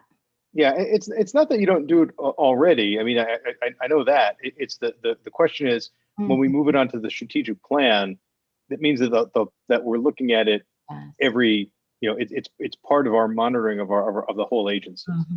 So it's something that we're going to be looking at regularly. So it's not, again, not that you don't already do it or we don't already have that information, but we're creating a metric that we can all agree as a board that we're going to be monitoring every, periodically, probably every meeting in this case, maybe not for every other metric, but it's going to be important to us, and we're going to make, broader decisions based on, that information. So, because right now there's a lot in those reports. There's a lot in the finance committee report, the report that goes to the board. And the idea is not, they're typically, 12 pages or so. And again, we still need to see all that. We still want to see it, but how we're tracking the strategic growth. It's not, it's not every metric on there has to be there. It's what we're saying is going to be now is important that we need to focus on. So it's that select group of them that we're going to, measure growth. Oh, yes, I definitely agree, and we can begin to look at that and make the modifications as necessary. I definitely agree. Okay. Thank you. Okay, so for the second and third priorities, aligning human and capital resources and technology improvements and integration, those two areas address the allocation of our physical and technological resources. The second priority, align human and capital resources, proposed data metrics will be implemented by our operations department, and the guiding principles consist of ensuring wise stewardship of the facilities, encouraging effective facility use and management, and promoting long-range planning.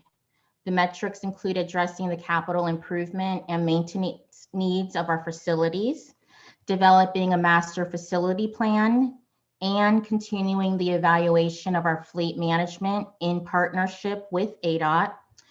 The proposed data metrics for our physical and capital resources will be monitored by the department and will be evidenced by the space utilization study and through the development of a master facility plan, which we're hoping both can be completed within the next 1 to 2 years.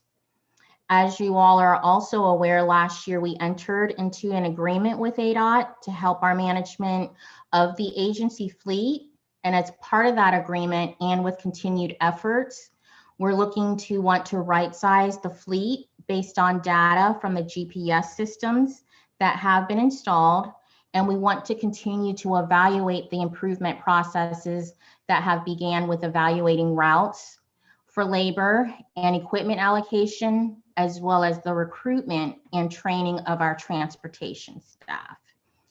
Any specific questions or comments on this second pillar or second priority?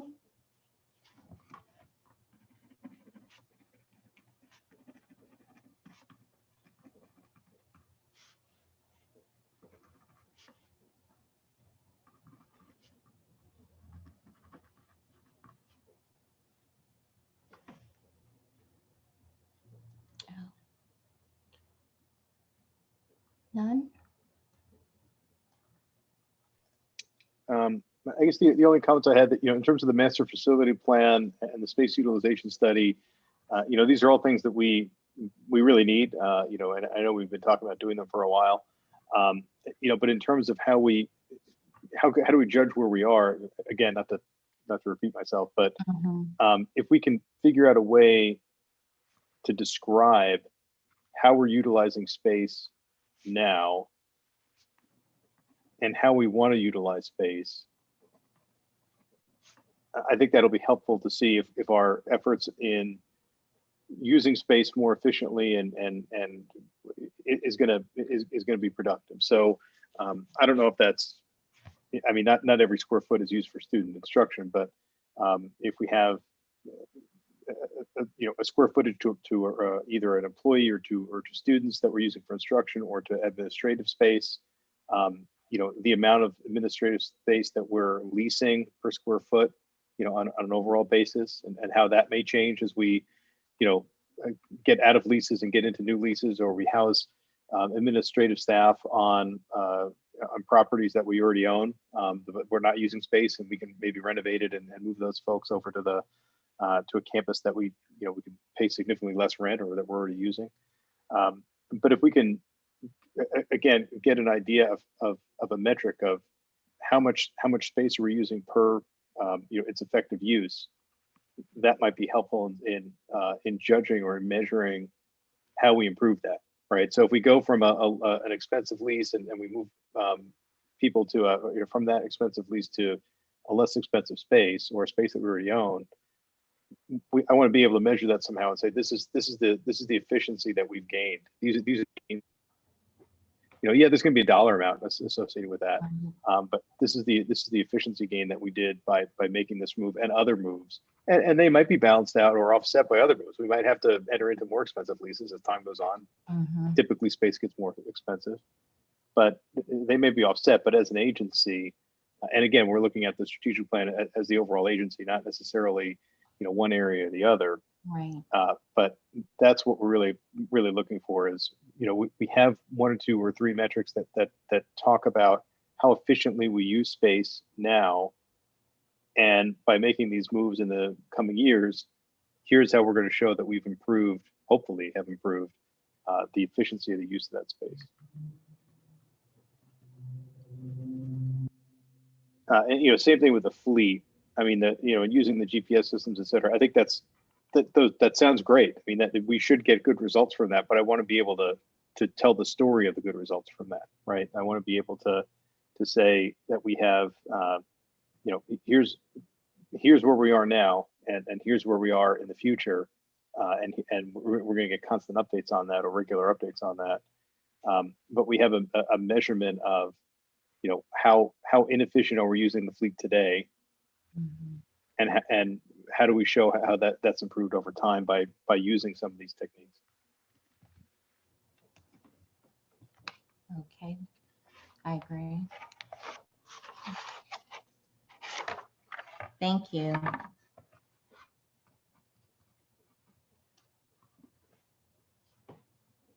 So if we move on to number 3, which is our priority of the technology improvements and integration, the proposed data metrics will be implemented by our information technology department. Information technology services support and the infrastructure play definitely a critical role in achieving all of our agency's goals. I know Paul has been working to ensure that we're staying current and relevant with the technology and infrastructure in order to promote that connected and agile workforce. The guiding principles consist of providing equitable access to opportunities resources and support, investing in intellectual, professional, and personal development of the staff and students, as well as providing access to instruction and technology. The IT department has been working already with the various agency-wide departments to ensure all staff and students have equitable access to the technology resources and that we're staying current with the emerging technology. They've already have efforts in place to continue and address the technology base and skills of the staff. Those are being evaluated. They've been working on providing training and resource materials and working with the various staff. Paul has also started a short and long-term technology plan, which we expect to be completed in the next 1 to 2 years. And that would consist of, for example, expanding on the current computer refresh and replacement plan. Guidelines are also being drafted where the technology department, in collaboration with business services, are also looking at ensuring accountability for lost, stolen, or damaged devices. Additionally, the technology department has been working with ODD to maximize the use of our student information system, PowerSchool, to manage the student data. And we've also worked with HR, business services, and IT to lead efforts where we're working on implementing a document management system that will help support the expanded use of automated forms for collecting data. So again, I know as we've talked tonight, we'll need to beef up these and make sure we have specific data metrics for these areas. And I know Paul does have some information that he provides in his board reports as well to attest some of this information that he's already been working on. Any specific questions or comments?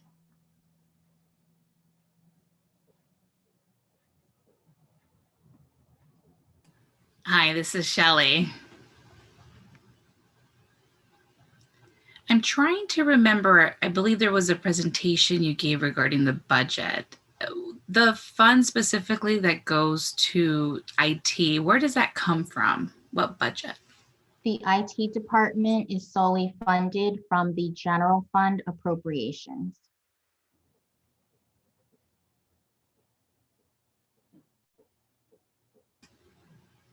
Okay. I'm wondering if we can have someone maybe work on grants specifically for IT. I'm sure there's tons of different types of grant opportunities where we can look for additional funds in helping both the deaf and blind with assistive technology. And I think, as you mentioned, technology is evolving, and that's definitely helping us in our field and be competitive with other, other students and other school districts. So just a thought. Is there a grant out there? Thank you. And we do receive funding for the assistive technology for the devices as well. But I do agree with you, and in working as we try to solidify additional funding sources specific to IT needs definitely would be helpful.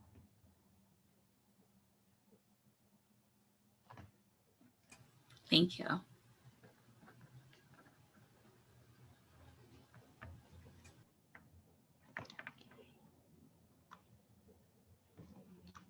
Okay, so if no other questions or comments regarding the third priority, the fourth priority, maximize financial resources, is new and was identified as being needed since it would address the allocation of the money, but also ensuring we maintain a sound fiscal position with transparency, integrity, and efficiency. As I was working with the other directors on the effective resource management, I realized that the three priorities did not specifically address the financial aspect of the resource management. And if approved, this fourth priority would be implemented by the Business Services Department. I had also provided my thoughts around this priority to the Finance Committee in our last meeting and received some of their feedback. But what we were proposing was that the guiding principles would consist of maximizing use of financial resources on supporting the strategic goals, fostering a culture of strategy and data-driven planning and budgeting, and promoting a long-range view of the priorities and resource needs.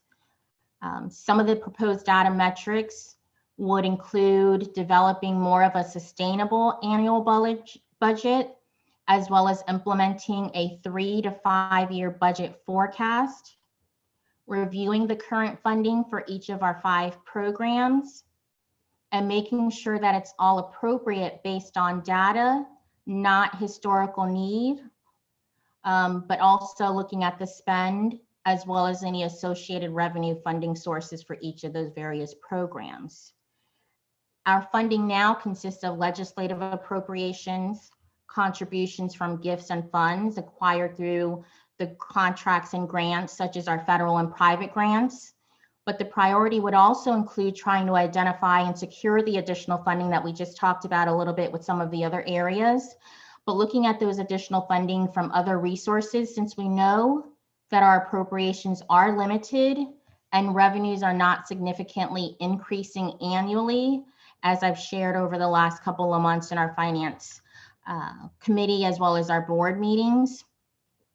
In last month's meeting, I shared that we have not been successful in finding federal, state, or private funding that would help the agency in focusing on school improvement and other accountability efforts due to our non-LEA status.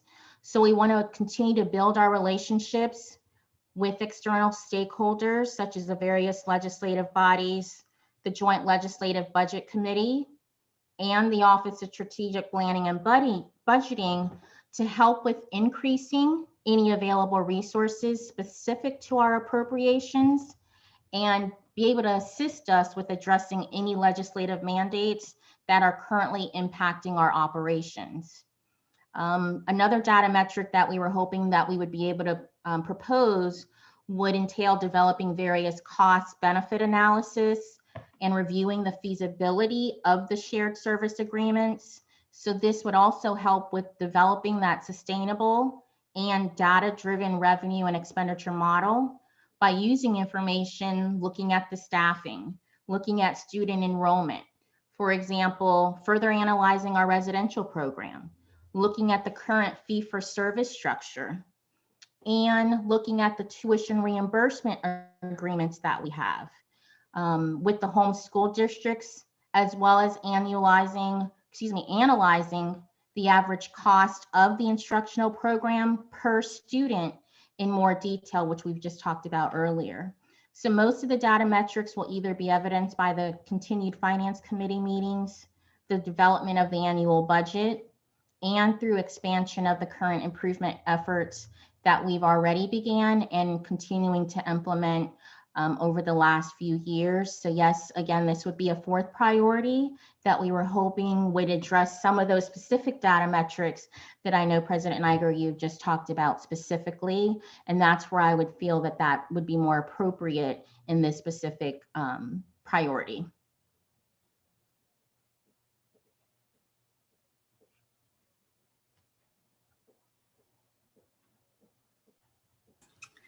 This is Shelley. I agree. I feel we do need this 4th priority. Absolutely. I guess one of my concerns, though, is there a cost to having additional staff to do the work? Or are we already using the staff that we have? Is there additional duties assigned for this particular priority? No, it would not require any additional staffing. I do have great staff now that would be able to assist with being able to prioritize this within the department. We have the grants team. We also have our budget analyst, as well as the other areas in the department. So no, it would not require any additional staffing. It's already improving some of the metrics that we already have that I had talked about earlier. I would just want to make sure that that's included in the monthly reports that we have with our board. Excellent. Thank you.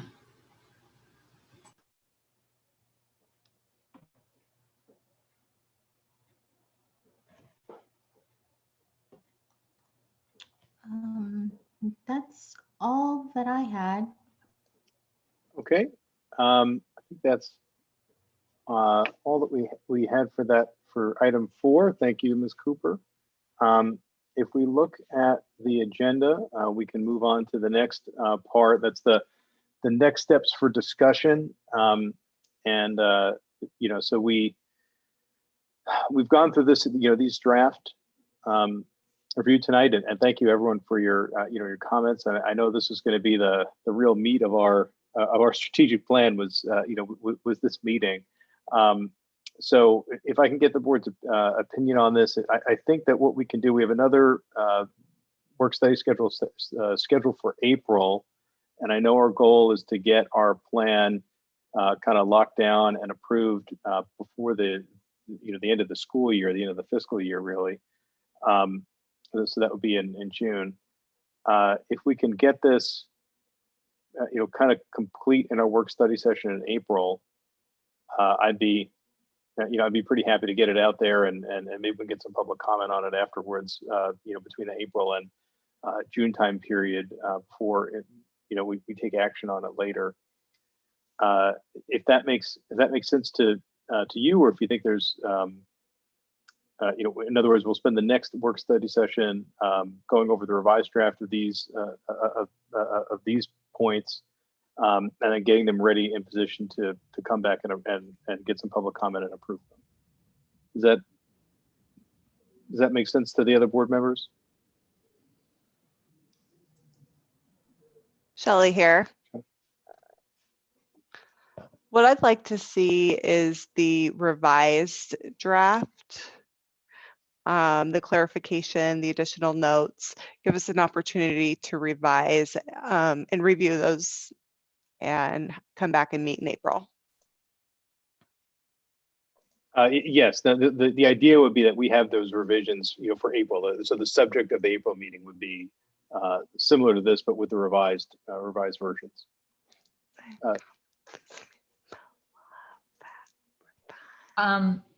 What I'd like to see too is when they do revise,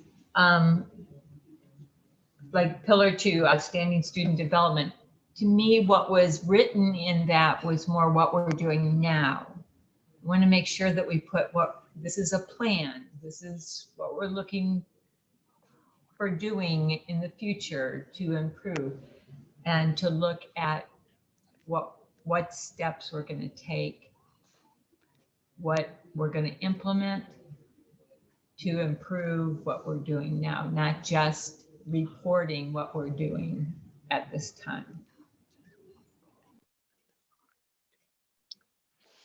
Yeah, I completely agree, Lynn. I mean, I think we need it, and in all the pillars, but Pillar 2, in particular, we need an idea of how we're going to measure what success looks like. How we're going to know when we get there. And there are things that we do now that are on some of these documents, and we have to keep doing them. Whether for legal reasons or just good practice reasons, compliance reasons, others. But the idea is how do we measure how we're performing based on what's important to us going forward, and how do we keep measuring that over the next few years, over the time horizon of this strategic plan.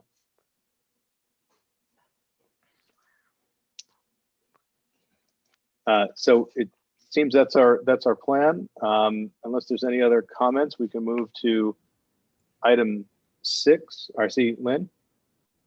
Nope, I'm waiting for number 6. Oh, number 6, the adjournment. I don't know that I don't know that we necessarily need, as a work study session, I don't necessarily need a motion to adjourn like we do at the regular meeting.